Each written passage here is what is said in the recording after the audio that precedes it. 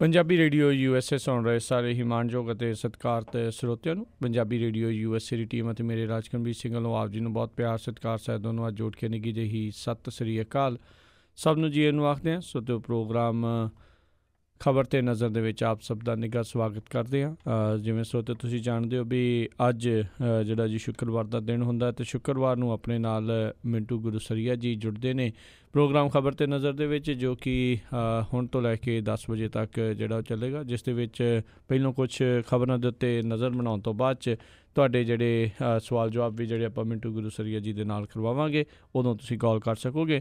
ਪਰ ਸਭ ਤੋਂ ਪਹਿਲਾਂ ਆਓ ਸਵਾਗਤ ਕਰਦੇ ਹਾਂ, ਮਲੋਟ ਸਟੂਡੀਓਜ਼ ਤੋਂ ਆਪਣੇ ਨਾਲ ਜੁੜ ਚੁੱਕੇ ਨੇ ਮਿੰਟੂ ਗੁਰੂਸਰੀਆ ਜੀ। ਮਿੰਟੂ ਜੀ ਨਿੱਘੀ ਜੀ ਆਇਆਂ ਨੂੰ ਪਿਆਰ ਭਰੀ ਸਤਿ ਸ੍ਰੀ ਅਕਾਲ ਜੀ। ਸ਼ੁਕਰੀਆ ਜੀ ਰਾਜਕਰਨਵੀਰ ਸਿੰਘ ਜੀ, ਸਾਰਿਆਂ ਨੂੰ ਸਤਿ ਸ੍ਰੀ ਅਕਾਲ। ਸਾਡੇ ਅੱਜ ਦੇ ਪ੍ਰੋਗਰਾਮ ਖਬਰ 'ਤੇ ਨਜ਼ਰ ਉਸ ਨੂੰ ਸਪੋਂਸਰ ਕਰਦੇ ਨੇ ਖਾਲਸਾ ਇੰਸ਼ੋਰੈਂਸ ਏਜੰਸੀ ਵਾਲੇ, ਜਿਨ੍ਹਾਂ ਦੇ ਕੋਲੋਂ ਤੁਸੀਂ ਹਰ ਇੱਕ ਤਰੀਕੇ ਦੀ ਇੰਸ਼ੋਰੈਂਸ ਕਰਵਾ ਸਕਦੇ ਹੋ। ਇੰਸ਼ੋਰੈਂਸ ਬਾਰੇ ਪਤਾ ਕਰਨ ਲਈ ਕਾਲ ਕਰੋ ਨੰਬਰ 408 272 2500। ਇਸ ਦੇ ਨਾਲ ਕ੍ਰਿਸ਼ਨ ਧਨੋਤਾ ਜੀ ਯੂਬਾ ਸਿਟੀ ਤੋਂ, ਅਮਰਜੀਤ ਸਿੰਘ ਦੋਸਾਂਝ ਯੂਬਾ ਸਿਟੀ ਤੋਂ, ਸੁੱਚਾ ਸਿੰਘ ਜੀ ਫਰੈਜ਼ਨੋ ਤੋਂ, ਗੁਰਵਿੰਦਰ ਸਿੰਘ ਅਵਤਾਰ ਸਿੰਘ ਚਾਂਦੀ ਆਰਨੋ ਐਕਸਪ੍ਰੈਸ ਵਾਲੇ ਕੋਚੈਲਾ ਤੋਂ, ਜੱਸੀ ਗਿੱਲ ਪਲੰਬਿੰਗ ਵਾਲੇ ਅਤੇ ਲਾਲੀ ਸਿੱਧੂ ਜੀ ਬੇਕਰਸਫੀਲਡ ਤੋਂ, ਗੁਰਪਾਲ ਸੋਹਲ ਜੀ ਕਲੋਵਿਸ ਤੋਂ, ਪ੍ਰੀਤਮ ਸਿੰਘ ਤਲਵਿੰਦਰ ਸਿੰਘ ਗਿੱਲ ਬੇਕਰਸਫੀਲਡ ਤੋਂ ਅਤੇ ਬਿੱਲਾ ਸਿੰਘੇੜਾ ਜੀ ਸੈਨ ਹੋਜ਼ੇ ਤੋਂ। ਇਹਨਾਂ ਸਾਰਿਆਂ ਦਾ ਬਹੁਤ ਬਹੁਤ ਧੰਨਵਾਦ। ਜੇਕਰ ਤੁਸੀਂ ਜਾਂ ਕੋਈ ਹੋਰ ਕਾਰੋਬਾਰ ਵੀ ਇਸ ਪ੍ਰੋਗਰਾਮ ਨੂੰ ਸਪੋਂਸਰ ਕਰਨਾ ਚਾਹੁੰਦੇ ਹੋ, ਸੰਪਰਕ ਕਰੋ ਨੰਬਰ 408 722 7698 ਦੇ ਉੱਤੇ, 408 722 7698 ਦੇ ਉੱਤੇ। ਮਿੰਟੂ ਗੁਰੂਸਰੀਆ ਜੀ, ਗੱਲਬਾਤ ਦਾ ਸਿਲਸਿਲਾ ਆਪਾਂ ਸ਼ੁਰੂ ਕਰਦੇ ਹਾਂ। ਉੱਤਰ ਪ੍ਰਦੇਸ਼ ਵਿੱਚ 70 ਲੜਕੀਆਂ ਨੂੰ ਨਿਰਵਸਤਰ ਕਰਨ ਦਾ ਸ਼ਰਮਨਾਕ ਮਾਮਲਾ ਸਾਹਮਣੇ ਆਇਆ। ਵਾਕਿਆ ਹੀ ਰਾਜਕਰਨਵੀਰ ਸਿੰਘ ਜੀ, ਬੜਾ ਸ਼ਰਮਨਾਕ ਮਾਮਲਾ। ਇੱਕ ਨਹੀਂ ਅੱਧ ਨਹੀਂ, 70 ਕੁੜੀਆਂ ਦੇ ਕੱਪੜੇ ਉਤਰਵਾਦੇ ਨੇ ਜੀ। ਇਹ ਵਾਕਈ ਆਪਣੇ ਆਪ ਦੇ ਵਿੱਚ ਸ਼ਰਮ ਦੀ ਇੰਤਹਾ, ਬੇਸ਼ਰਮੀ ਦੀ ਇੰਤਹਾ ਕਹੀ ਜਾਵੇ ਜੀ। ਪਰ ਇਸ ਮਾਮਲੇ ਦਾ ਸਭ ਤੋਂ ਦਿਲਚਸਪ ਪਹਿਲੂ ਇਹ ਹੈ ਕਿ ਇਹ ਕਿਸ ਬੰਦੇ ਦੀ ਸਟੇਟ ਦੇ ਵਿੱਚ ਹੋਣ ਡਿਆ ਜਿਹਦਾ ਨਾਅਰਾ ਇਹ ਸੀਗਾ ਕਿ ਯੂਪੀ ਨੂੰ ਅਸੀਂ ਉੱਤਮ ਪ੍ਰਦੇਸ਼ ਬਣਾ ਦੇਣਾ, ਯਾਨੀ ਉੱਤਰ ਨੂੰ ਉੱਤਮ ਪ੍ਰਦੇਸ਼ ਬਣਾ ਦੇਣਾ। ਐਸੇ ਉੱਤਮ ਪ੍ਰਦੇਸ਼ ਦੇ ਵਿੱਚ ਇਹੋ ਜਿਹੇ ਸ਼ਰਮਨਾਕ ਕਾਂਡ ਵਾਪਰਨ ਬਹੁਤ ਹੀ ਸ਼ਰਮਨਾਕ ਗੱਲ ਆ। ਇਕੱਲੇ ਯੂਪੀ ਵਾਸਤੇ ਨਹੀਂ, ਇਸ ਮੁਲਕ ਵਾਸਤੇ ਵੀ ਸ਼ਰਮ ਵਾਲੀ ਗੱਲ ਆ ਕਿ ਸਾਡੇ ਐਜੂਕੇਸ਼ਨ ਸਿਸਟਮ ਦੇ ਵਿੱਚ ਵੀ ਇਸ ਤਰ੍ਹਾਂ ਦੇ ਸ਼ਰਮਨਾਕ ਕਾਰੇ ਅੱਜ ਦੀ ਘੜੀ ਵੀ ਵਾਪਰਦੇ ਪਏ ਆ। ਇਸ ਲਈ ਡੁੱਬਮਰ ਲਈ ਥਾਂ ਲੱਭਣੀ ਚਾਹੀਦੀ ਆ। ਦਰਅਸਲ ਇੱਕ ਵਾਰਡਨ ਦੀ ਕਰਤੂਤ ਹੈ। ਉੱਤਰ ਪ੍ਰਦੇਸ਼ ਦਾ ਬਹੁਤ ਹੀ ਵਧੀਆ ਤੇ ਵੱਡਾ ਸਕੂਲ ਹੈ। ਵਧੀਆ ਤੇ ਹੁਣ ਕਾਹਦਾ ਕਹਿਣਾ, ਹੁਣ ਤੇ ਇੱਜ਼ਤ ਦਾਗ ਤੇ ਲੱਗ ਗਈ ਜੀ। ਇੱਕ ਕਸਤੂਰਬਾ ਗਾਂਧੀ ਬਾਲਿਕਾ ਵਿਦਿਆਲਿਆ ਮੁਜ਼ੱਫਰ ਨਗਰ ਦਾ, ਉੱਥੇ ਘਟਨਾ ਵਾਪਰੀ ਹੈ। ਦੱਸਦੇ ਆ ਕਿ ਕੁਛ ਟੋਇਲਟ ਸੀਗੇ ਜਿਹੜੇ, ਉਹਨਾਂ ਦੇ ਵਿੱਚ ਕਿਤੇ ਬਲੀਡਿੰਗ ਹੋਈ ਗਈ ਸੀਗੀ। ਲੜਕਿਆਂ ਦਾ ਉਹ ਹੋਸਟਲ ਸੀਗਾ, ਰਹਿਣ ਬਸੇਰਾ ਸੀਗਾ। ਉਹ ਪੁੱਛ ਗਿੱਛ ਹੋਈ, ਹਾਂ ਬਈ ਕਿੰਨੇ ਸਫਾਈ ਨਹੀਂ ਕੀਤੀ, ਇਹ ਕਿੰਨੇ ਮਲੀਨ ਕੀਤੇ ਆ ਟੋਇਲਟ। ਸੋ ਇਸ ਤਰ੍ਹਾਂ ਦੀ ਪੁੱਛ ਗਿੱਛ, ਸਧਾਰਨ ਇਨਕੁਆਇਰੀ ਜਿੱਦਾਂ ਚੱਲਦੀ ਸੀਗੀ ਚੱਲੀ, ਕਿਸੇ ਨੇ ਉਹ ਰਿਸਪੋਂਸੀਬਿਲਿਟੀ ਨਹੀਂ ਲਈ। ਕਿਸੇ ਵੀ ਬੱਚੀ ਨੇ ਇਹ ਨਹੀਂ ਕਿਹਾ ਕਿ ਉਹ ਤੋਂ ਗਲਤੀ ਹੋਈ ਹੈ। ਤਾਂ ਉਹਦਾ ਖਮਿਆਜਾ ਕੀ ਭੁਗਤਣਾ ਪਿਆ ਉੱਥੇ ਮੌਜੂਦ ਬੀਬੀਆਂ ਨੂੰ ਕਿ ਸਾਰੀਆਂ ਕੁੜੀਆਂ ਦੇ ਵਸਤਰ ਹੈ ਜਿਹੜੇ ਉਤਰਵਾ ਦਿੱਤੇ ਗਏ। ਕਿੰਨੀਆਂ ਕੁੜੀਆਂ ਸੀ ਇਹ ਚੈੱਕ ਕਰਨ ਲਈ ਕਿ ਪੀਰੀਅਡਸ ਕਿਹਨੂੰ ਆਏ ਆ।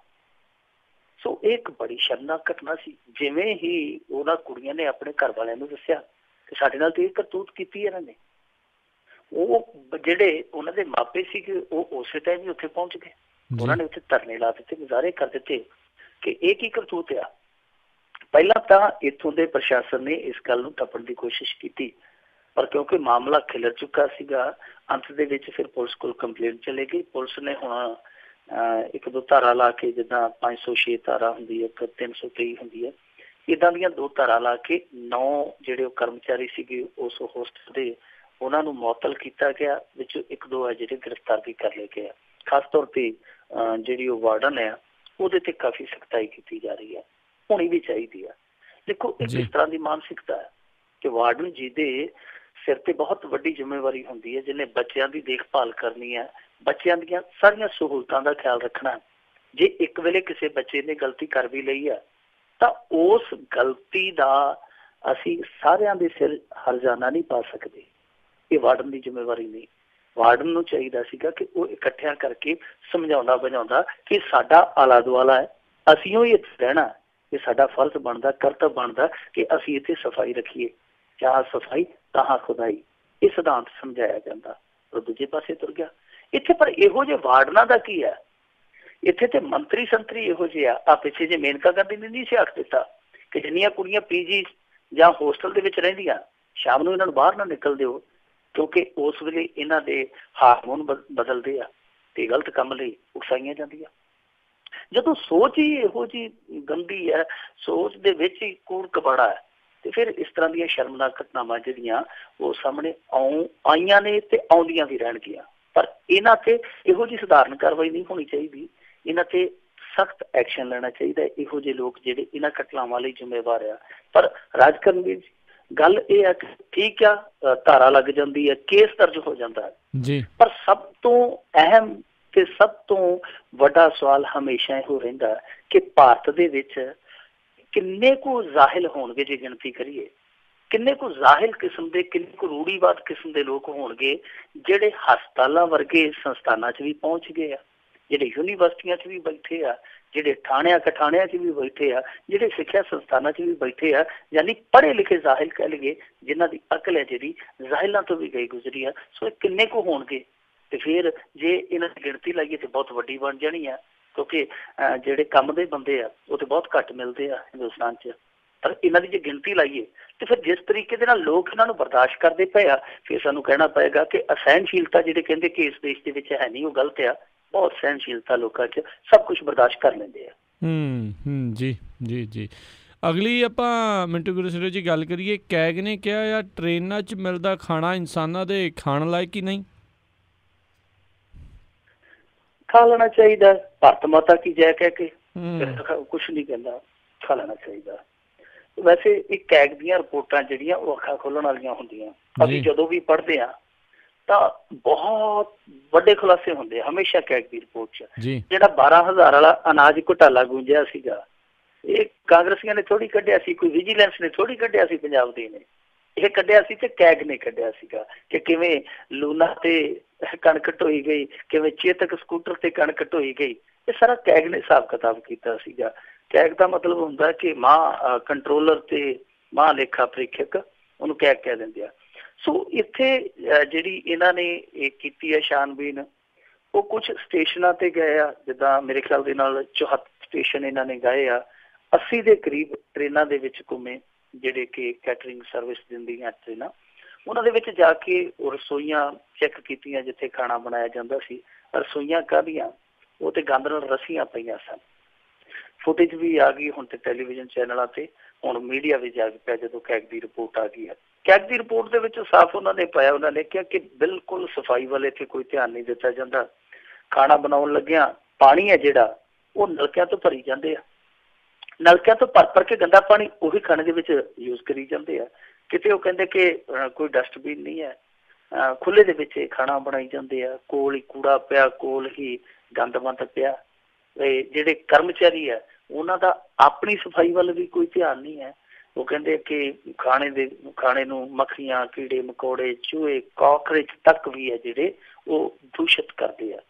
ਇੱਥੋਂ ਤੱਕ ਖੁਲਾਸਾ ਹੋਇਆ ਕੈਗ ਦਾ ਕਿ ਜਿਹੜਾ ਪੁਰਾਣਾ ਖਾਣਾ ਹੁੰਦਾ, ਜਿਹਨੂੰ ਆਪਾਂ ਬਹਿਆ ਖਾਣਾ ਕਹਿ ਦਿੰਦੇ ਪੰਜਾਬੀ 'ਚ, ਉਹ ਕਹਿੰਦੇ ਕਿ ਬਹਿ ਖਾਣੇ ਨੂੰ ਵੀ ਰੀਸਾਈਕਲਿੰਗ ਕਰ ਦਿੰਦੇ ਸੀ, ਉਹਨੂੰ ਵੀ ਤੜਕਾ ਲਾ ਕੇ ਤੇ ਬਣਾ ਕੇ ਡੱਬਾ ਬੰਦ ਉਹ ਵੀ ਭੇਜ ਦਿੰਦੇ ਆ ਕਿ ਖਾਣਾ ਤੇ ਚਲੋ ਲੋਕਾਂ ਨਹੀਂ ਹੈ, ਲੋਕਾਂ ਦਾ ਕੀ ਹੈ, ਲੋਕ ਤੇ ਜੰਮਦੇ ਹੀ ਵਿਚਾਰੇ ਮਰਨ ਲਈ ਹੈ ਇੰਡੀਆ ਦੇ ਵਿੱਚ। ਸੋ ਉਹ ਇਹ ਸੋਚ ਕੇ ਦੱਬੀ ਆਉਂਦੇ ਆ ਕੰਮ। ਪਾਣੀ ਵੀ ਹੈ ਜਿਹੜਾ ਉਹ ਦੱਸਦੇ ਕਿ ਉਹਦਾ ਵੀ ਮਿਆਰ ਹੈ ਜਿਹੜਾ ਉਹ ਬਹੁਤ ਘਟੀਆ। ਸੋ ਸਾਰੀਆਂ ਚੀਜ਼ਾਂ ਦਾ ਜੇ ਤੱਤ ਕੱਢੀਏ, ਸਿੱਟਾ ਕੱਢੀਏ, ਤਾਂ ਸਿੱਟਾ ਇਹ ਨਿਕਲਦਾ ਹੈ ਕਿ ਕੈਗ ਨੇ ਸਾਰਾ ਕੁਛ ਸਾਹਮਣੇ ਰੱਖ ਦਿੱਤਾ। ਹੁਣ ਅਸੀਂ ਇਹਦੇ 'ਚ ਰਾਜਕਰਨਵੀਰ ਸਿੰਘ ਜੀ ਇਹ ਨਹੀਂ ਕਹਿ ਸਕਦੇ ਕਿ ਇਹਦੀ ਮੋਦੀ ਦੋਸ਼ੀ ਆ, ਫਲਾਣਾ ਦੋਸ਼ੀ ਆ, ਰਾਸ਼ਟਰਪਤੀ ਦੋਸ਼ੀ ਆ ਜਾਂ ਰੇਲ ਮੰਤਰੀ ਦੋਸ਼ੀ ਆ, ਪਰ ਜ਼ਿੰਮੇਵਾਰੀ ਉਚਿਤ ਕਰਨੀ ਤਾਂ ਬਣਦੀ ਹੈ ਨਾ। ਹੇਠਲੇ ਪੱਧਰ ਤੇ ਚੈਕਿੰਗ ਕਰਨਾ, ਸਮੇਂ ਸਮੇਂ ਤੇ ਸਿਹਤ ਵਿਭਾਗ ਨੂੰ ਭੇਜ ਕੇ ਸੈਂਪਲਿੰਗ ਕਰਨਾ ਕਿ ਹਾਂ ਭਾਈ ਕੁਆਲਿਟੀ ਹੈ ਜਿਹੜੀ ਉਹ ਮਿਆਰੀ ਹੈ, ਕਿਤੇ ਕੋਈ ਤਰੁੱਟੀ ਤਾਂ ਨਹੀਂ, ਊਣਤਾਈ ਤੇ ਨਹੀਂ। ਇੰਨਾ ਫਰਜ਼ ਤੇ ਇਹਨਾਂ ਦਾ ਹੈ। ਸੋ ਇਹਨਾਂ ਨੇ ਕੋਈ ਚੈਕਿੰਗ ਨਹੀਂ ਕੀਤੀ, ਕੈਗ ਨੇ ਚੈਕਿੰਗ ਕੀਤੀ ਆ ਤੇ ਕਿੱਡਾ ਵੱਡਾ ਖੁਲਾਸਾ ਕਰ ਦਿੱਤਾ। ਦੇਖੋ ਰਾਜਕਰਨਵੀਰ ਸਿੰਘ ਜੀ, ਸਟੇਸ਼ਨਾਂ ਤੇ ਲੁੱਟ ਹੁੰਦੀ ਹੈ। ਲੁੱਟ ਕਿੱਦਾਂ ਹੁੰਦੀ ਆ ਜੀ? ਅਸੀਂ ਕਈ ਵਾਰੀ ਦੇਖਿਆ, ਵੀਡੀਓ 'ਚ ਵੀ ਦੇਖਿਆ ਹੋਣਾ ਤੁਸੀਂ, ਕਈ ਵਾਰੀ ਖਬਰਾਂ ਵੀ ਆਈਆਂ ਨੇ ਕਿ ਇਸ ਤਰ੍ਹਾਂ ਦੇ ਉੱਥੇ ਲੋਕ ਬ੍ਰਾਂਡ ਵੇਚਦੇ ਫਿਰਦੇ ਆ ਜਿਨ੍ਹਾਂ ਦੇ ਨਾਂ ਹੀ ਨਹੀਂ ਸੁਣਿਆ ਹੁੰਦਾ। ਜਿਵੇਂ ਇੱਕ ਵਾਰੀ ਪਾਣੀ ਦੀ ਬੋਤਲ ਵੇਖੀ ਸੀ ਕਿ ਮੈਂ ਰੇਲਵੇ ਸਟੇਸ਼ਨ ਤੇ, ਉਹਦਾ ਬ੍ਰਾਂਡ ਦਾ ਨਾਂ ਸੀ ਪੰਪ ਅਪ। ਪੰਪ ਅਪ ਉੱਥੇ ਅੱਜ ਤੱਕ ਨਹੀਂ ਦੇਖਿਆ, ਅੱਜ ਤੱਕ ਨਹੀਂ ਦੇਖਿਆ। ਉਹ ਮੇਰੇ ਖਿਆਲ ਦੇ ਨਾਲ ਉੱਥੇ ਰੇਲਵੇ ਸਟੇਸ਼ਨ ਦੇ ਨੇੜੇ ਨੇੜੇ ਦਾ ਹੀ ਬ੍ਰਾਂਡ ਸੀਗਾ, ਯਾਨੀ ਕਿ ਤੋਂ ਬੋਤਲਾਂ ਲੈ ਲਈਆਂ ਤੇ ਉੱਥੋਂ ਨਲ ਤੋਂ ਭਰ ਕੇ, ਨਲਕੇ ਤੋਂ ਭਰ ਕੇ ਪੈਕ ਕਰਕੇ ਤੇ ਦੇ ਦਿੱਤੀਆਂ। ਸੋ ਇਸ ਤਰ੍ਹਾਂ ਦਾ ਬਹੁਤ ਕੁਛ ਚੱਲਦਾ ਪਿਆ। ਇੱਧਰ ਤਵੱਜੋ ਦੇਣ ਦੀ ਜ਼ਰੂਰਤ ਆ, ਕਿਉਂਕਿ ਦੇਖੋ ਇਹ ਇਕੱਲਾ ਇਹ ਨਹੀਂ ਹੈ ਕਿ ਸਿਹਤ ਦੇ ਨਾਲ ਖਿਲਵਾੜ ਆ, ਇਹ ਇੱਕ ਯਾਤਰੀ ਦੇ ਜੋ ਮੌਲਿਕ ਅਧਿਕਾਰ ਆ, ਕਿਉਂਕਿ ਉਹਨੇ ਪੈਸਾ ਦਿੱਤਾ ਹੈ ਉਸ ਸਹੂਲਤ ਲਈ, ਉਹਦਾ ਮੌਲਿਕ ਅਧਿਕਾਰ ਜਿਹੜਾ ਸਿਹਤ ਉਹਦਾ ਮੌਲਿਕ ਅਧਿਕਾਰ ਆ, ਉਸ ਮੌਲਿਕ ਅਧਿਕਾਰ ਦਾ ਵੀ ਕਿਤੇ ਨਾ ਕਿਤੇ ਹਨਨ ਆ। ਸੋ ਸਿਹਤ ਦਾ ਇਕੱਲਾ ਖਿਲਵਾੜ ਨਹੀਂ ਹੈ, ਉਹਦਾ ਮੌਲਿਕ ਅਧਿਕਾਰ ਵੀ ਇਸ ਚੀਜ਼ ਨਾਲ ਜੁੜਿਆ ਕਿ ਉਹਨੇ ਜੇ ਪੈਸੇ ਦਿੱਤੇ ਆ ਉਸ ਚੀਜ਼ ਸਰਵਿਸ ਦੇ, ਤਾਂ ਉਹ ਸਰਵਿਸ ਸ਼ੁੱਧਤਾ ਦੇ ਨਾਲ ਉਹਨੂੰ ਮਿਲਣੀ ਚਾਹੀਦੀ ਆ। ਹੁਣ ਇਸ ਪਾਸੇ ਭਾਰਤੀ ਰੇਲਵੇ ਧਿਆਨ ਦਿੰਦਾ ਜਾਂ ਨਹੀਂ ਦਿੰਦਾ ਉਹ ਤੇ ਸਮਾਂ ਦੱਸੇਗਾ, ਪਰ ਕੈਗ ਦੀ ਰਿਪੋਰਟ ਦਾ ਰੌਲਾ ਅੱਜ ਇੰਡੀਆ 'ਚ ਵਾਹਵਾ ਹੈ। ਜੀ ਜੀ ਜੀ, ਰੌਲਾ ਬਹੁਤ ਪੈਂਦੇ ਆ, ਪਰ ਹੁੰਦਾ ਜਿਹੜਾ ਜੀ ਕੱਖ ਨਹੀਂ ਹੈ। ਇਹ ਕੋਈ ਪਹਿਲੀ ਰਿਪੋਰਟ ਨਹੀਂ ਅਤੇ ਕੋਈ ਅਖੀਰਲੀ ਰਿਪੋਰਟ ਵੀ ਜਿਹੜੀ ਆ ਉਹ ਨਹੀਂ ਹੋਣੀ। ਅਤੇ ਮਿੰਟੂ ਗੁਰਸਰੇ ਜੀ, ਅਗਲੀ ਗੱਲ ਕਰੀਏ, ਸੁਖਪਾਲ ਖਹਿਰਾ ਨੇ ਜਿਹੜਾ ਜੀ ਹੁਣ ਬਣਨ ਤੋਂ ਬਾਅਦ ਦੇ ਵਿੱਚ ਵਿਰੋਧੀ ਧਿਰ ਦਾ ਨੇਤਾ ਇਹ ਬਿਆਨ ਦਿੱਤਾ ਹੈ ਵੀ ਜਿਹੜਾ ਪਾਦਰੀ ਦਾ ਜਿਹੜਾ ਹੱਤਿਆਕਾਂਡ ਹੋਇਆ ਉਸ ਦੇ ਵਿੱਚ RSS ਦਾ ਵੀ ਹੱਥ ਹੋ ਸਕਦਾ। ਦੇਖੋ ਇਹ ਰਾਕਟ ਲਾਂਚਰ ਸੀਗਾ, ਇਹਨਾਂ ਨੇ ਤਰਪਾਲ ਪਾ ਕੇ ਉੱਥੇ ਕੱਜਿਆ ਸੀਗਾ ਜੀ, ਹੁਣ ਤਰਪਾਲ ਲਾ ਕੇ ਤੇ ਇਹਨਾਂ ਨੇ ਛੱਡ ਦਿੱਤਾ। ਇਹ ਹੁਣ ਪਤਾ ਨਹੀਂ ਕਿਹਦੇ ਕਿਹਦੇ 'ਚ ਵੱਜਣਾ ਜਾ ਕੇ, ਕਿਉਂਕਿ ਹੁਣ ਇਹ ਉਡਾਨ ਭਰ ਚੁੱਕਾ ਹੈ ਰਾਕਟ। ਸੋ ਸੁਖਪਾਲ ਸਿੰਘ ਖਹਿਰਾ ਨੇ ਤੇ ਕੱਲ੍ਹ ਹੀ ਕੰਮ ਸ਼ੁਰੂ ਕਰ ਦਿੱਤਾ ਸੀ। ਤੁਸੀਂ ਇਹਨਾਂ ਦੀ ਪਹਿਲੀ ਪ੍ਰੈਸ ਕਾਨਫਰੰਸ ਦੇਖੋ ਨਾ ਨਿਯੁਕਤੀ ਤੋਂ ਬਾਅਦ, ਤੇ ਉੱਥੇ ਇਹਦਾ ਜਿਹੜਾ ਪਹਿਲਾ ਬਿਆਨ ਸੀ ਉਹ ਇਹ ਸੀਗਾ ਕਿ ਇਹ ਇੱਕੋ ਥਾਲੀ ਦੇ ਚੱਟੇ ਵੱਟੇ ਆ, ਅਕਾਲੀ ਤੇ ਕਾਂਗਰਸ, ਯਾਨੀ ਇੱਕੋ ਫਿਕਰੇ 'ਚ ਦੋਨਾਂ ਨੂੰ ਲਪੇਟਤਾ। ਇਹੀ ਕਲਾਕਾਰੀ ਹੈ ਸੁਖਪਾਲ ਸਿੰਘ ਖਹਿਰਾ ਦੀ, ਕਿ ਬਹੁਤਾ ਲੰਮਾ ਚੌੜਾ ਨਹੀਂ, ਕਿਉਂਕਿ ਪਹਿਲੀ ਪ੍ਰੈਸ ਕਾਨਫਰੰਸ ਸੀਗੀ, ਪਹਿਲੀ ਵਾਰੀ ਪੱਤਰਕਾਰਾਂ ਦੇ ਮੁਖਾਤਬ ਹੋ ਰਹੇ ਸੀਗੇ ਇਸ ਨਿਯੁਕਤੀ ਤੋਂ ਬਾਅਦ। ਸੋ ਛੋਟੀ ਜਿਹੀ ਗੱਲ ਦੇ ਵਿੱਚ ਹੀ ਸਾਰਾ ਕੁਛ ਜਿਹੜਾ ਉਹ ਪਾ ਦਿੱਤਾ। ਇਹਨੂੰ ਕਹਿੰਦੇ ਆ ਗਾਗਰ ਚ ਸਾਗਰ। ਇਹ ਸੁਖਪਾਲ ਸਿੰਘ ਖਹਿਰਾ ਦੀ ਕਲਾਕਾਰੀ ਹੈ। ਸੋ ਸੁਖਪਾਲ ਸਿੰਘ ਖਹਿਰਾ ਹੁਣ ਅੱਜ ਆਪਣੇ ਮਿਸ਼ਨ ਤੇ ਜੁਟ, ਉਹ ਕਹੀ ਜਾਂਦਾ ਕਿ ਦੇਖੋ ਜਿਹੜਾ ਪਾਸਟਰ ਦਾ ਕਤਲ ਹੋਇਆ, ਸੁਲਤਾਨ ਮਸੀਹ ਜਿਹੜਾ ਲੁਧਿਆਣੇ ਦੇ ਵਿੱਚ ਕਤਲ ਕੀਤਾ ਗਿਆ, ਉਹ ਕਹਿੰਦਾ ਕਿ ਇਹਦੇ 'ਚ RSS ਦਾ ਵੀ ਹੱਥ ਹੋ ਸਕਦਾ। ਇਹ ਨਹੀਂ ਉਹਨੇ ਕਿਹਾ ਕਿ RSS ਦਾ ਹੀ ਕੰਮ ਆ, ਉਹ ਕਹਿੰਦਾ ਕਿ ਇਹਦੇ ਵਿੱਚ RSS ਦਾ ਹੱਥ ਹੋ ਸਕਦਾ। ਦੂਜੀ ਗੱਲ ਉਹਨੇ ਇੱਕ ਹੋਰ ਕਹੀ ਆ ਜੀ, ਦੂਜੀ ਗੱਲ ਉਹਨੇ ਜਿਹੜੀ ਬੜੀ ਮਹੱਤਵਪੂਰਨ ਕਹੀ ਆ, ਗੱਲ ਚਿੱਥਣ ਵਾਲੀ ਵੀ ਆ, ਜੇ ਕੈਪਟਨ ਸਾਹਿਬ ਚਿੱਥਣ ਤੇ, ਉਹਨੇ ਕਿਹਾ ਕਿ ਦੇਖੋ ਹੋਮ ਮਿਨਿਸਟਰੀ ਹੈ ਜਿਹੜੀ ਇੱਥੋਂ ਦੀ ਲੋਕਲ ਸਾਡੀ ਹੋਮ ਮਿਨਿਸਟਰੀ ਹੈ ਸਟੇਟ ਦੀ, ਉਹ ਆ ਕੈਪਟਨ ਅਮਰਿੰਦਰ ਸਿੰਘ ਕੋਲ। ਉਹ ਕਹਿੰਦੇ ਕਿ ਉਹਨਾਂ ਨੂੰ ਇਹ ਮਹੱਤਵਪੂਰਨ ਅਹੁਦਾ ਜਿਹੜਾ ਮੰਤਰਾਲਾ ਹੈ ਜਿਹੜਾ ਇਹ ਛੱਡ ਦੇਣਾ ਚਾਹੀਦਾ, ਉਹਦੇ ਤੇ ਕਿਸੇ ਹੋਰ ਬੰਦੇ ਨੂੰ ਬਿਠਾਉਣਾ ਚਾਹੀਦਾ ਜਿਹਦੇ ਕੋਲ ਸਿਰਫ ਹੋਮ ਮਿਨਿਸਟਰੀ ਦਾ ਹੀ ਕੰਮ ਹੋਵੇ। ਤਾਂ ਮੇਰੇ ਖਿਆਲ ਦੇ ਨਾਲ ਇਹ ਸੁਖਪਾਲ ਸਿੰਘ ਖਹਿਰਾ ਦੀ ਆਲੋਚਨਾ ਨਹੀਂ, ਇੱਕ ਸੁਝਾਅ ਹੈ, ਤੇ ਸੁਝਾਅ ਚੰਗਾ। ਕਈ ਵਾਰੀ ਦੁਸ਼ਮਣ ਦਾ ਸੁਝਾਅ ਵੀ ਕੰਮ ਆ ਜਾਂਦਾ, ਸਾਡੇ ਵਿਰੋਧੀ ਦਾ ਵੀ, ਸਾਡੇ ਆਲੋਚਕ ਦਾ ਸੁਝਾਅ ਵੀ ਹੈ ਜਿਹੜਾ ਸਾਡੇ ਕੰਮ ਆ ਜਾਂਦਾ। ਤਾਂ ਮੇਰੇ ਖਿਆਲ ਦੇ ਨਾਲ ਇੱਕ ਬੜੀ ਵਧੀਆ ਗੱਲ ਕਹੀ ਸੁਖਪਾਲ ਸਿੰਘ ਖਹਿਰਾ ਨੇ ਕਿ ਹਾਂ ਭਾਈ, ਜੇ ਤੁਹਾਡੇ ਕੋਲ ਕੰਮ ਕਰ ਰਹੇ ਹੋ ਪਹਿਲਾਂ ਹੀ ਬਹੁਤ ਆ, ਤੇ ਇਹਦੇ ਨਾਲੋਂ ਚੰਗਾ ਕਿ ਤੁਸੀਂ ਹੋਮ ਮਿਨਿਸਟਰੀ ਹੈ ਜਿਹੜੀ ਉਹ ਕਿਸੇ ਹੋਰ ਬੰਦੇ ਨੂੰ ਦੇ ਦਿਓ। ਘੱਟੋ ਘੱਟ ਉਹਦੀ ਇੱਕ ਨੈਤਿਕ ਜ਼ਿੰਮੇਵਾਰੀ ਤੇ ਬਣੇਗੀ। ਤੁਹਾਡੇ ਕੋਲ ਤੇ ਕੰਮਕਾਰ ਹੀ ਬਹੁਤ ਹੈ। ਵਾਕਈ ਕੈਪਟਨ ਅਮਰਿੰਦਰ ਸਿੰਘ ਕੋਲ ਤੇ ਅੱਜ ਕੱਲ੍ਹ ਕੰਮਕਾਰ ਇੰਨਾ ਹੈ ਕਿ ਉਹਦਾ ਇੱਕ ਪੈਰ ਸ਼ਿਮਲੇ ਹੁੰਦਾ, ਇੱਕ ਦਿੱਲੀ ਹੁੰਦਾ, ਤੇ ਰਾਹ ਦੇ ਵਿੱਚ ਜੇ ਕਿਤੇ ਲੱਗੇ ਤੇ 2 ਘੜੀਆਂ ਪੰਜਾਬ ਵੀ ਖੜ ਜਾਂਦਾ। ਸੋ ਕੈਪਟਨ ਅਮਰਿੰਦਰ ਸਿੰਘ ਤੇ ਜਿਹੜੇ ਹਮਲੇ ਕੀਤੇ ਸੁਖਪਾਲ ਸਿੰਘ ਖਹਿਰਾ ਨੇ ਸ਼ੁਰੂ, ਇਹ ਇੱਕ ਤੇ ਚੀਜ਼ ਇਹ ਆ ਕਿ ਸੁਖਪਾਲ ਸਿੰਘ ਖਹਿਰਾ ਹੁਣ ਤੁਹਾਨੂੰ ਪਤਾ ਹੀ ਹੋ ਕਿ ਕਿੰਨਾ ਗਹਿਰਾ ਚਲਾ ਜਾਂਦਾ। ਕੈਪਟਨ ਅਮਰਿੰਦਰ ਸਿੰਘ ਨੂੰ ਖਾਸ ਧਿਆਨ ਦੇਣਾ ਪਵੇਗਾ ਕਿ ਸੁਖਬੀਰ ਸਿੰਘ ਬਾਦਲ ਨਹੀਂ ਹੈ। ਸੁਖਬੀਰ ਸਿੰਘ ਬਾਦਲ ਤੇ ਉਹ ਸ਼ਖਸ ਆ, ਇਹ ਮੁੱਦਾ ਚੁੱਕਦੇ ਆ ਕਿ ਬਾਹਰੀ ਤਾਕਤਾਂ ਦਾ ਹੱਥ ਆ, ਉਹ ਕਹਿੰਦੇ ਹਾਂਜੀ ਬਾਹਰੀ ਤਾਕਤਾਂ ਦਾ ਹੱਥ ਆ, ਉਹਨਾਂ ਕੋਲ ਤੇ ਪਹਿਲੇ ਰਟਾਇਆ ਜਵਾਬ, ਯਾਨੀ ਉਹ ਵੀ ਸਹਿਮਤੀ ਦੇ ਦਿੰਦੇ ਇਹਨਾਂ ਚੀਜ਼ਾਂ ਦੇ ਵਿੱਚ, ਪਰ ਸੁਖਪਾਲ ਸਿੰਘ ਖਹਿਰਾ ਹੋਰੀ ਸਹਿਮਤੀ ਨਹੀਂ ਦੇਣਗੇ। ਆਹ ਦੇਖੋ RSS ਦਾ ਜ਼ਿਕਰ ਕਰਨ ਲੱਗਿਆ ਪੰਜਾਬੀ ਨੇਤਾਵਾਂ ਦੇ ਪੈਰ ਕੰਬਦੇ ਆ, ਚਾਹੇ ਆਮ ਆਦਮੀ ਪਾਰਟੀ ਵਾਲੇ ਕਿਉਂ ਨਾ ਹੋਣ, ਕਦੇ ਦੇਖਿਆ RSS ਦੇ ਖਿਲਾਫ ਇਹਨਾਂ ਦਾ ਬਿਆਨ ਆਉਂਦਾ ਹੋਵੇ?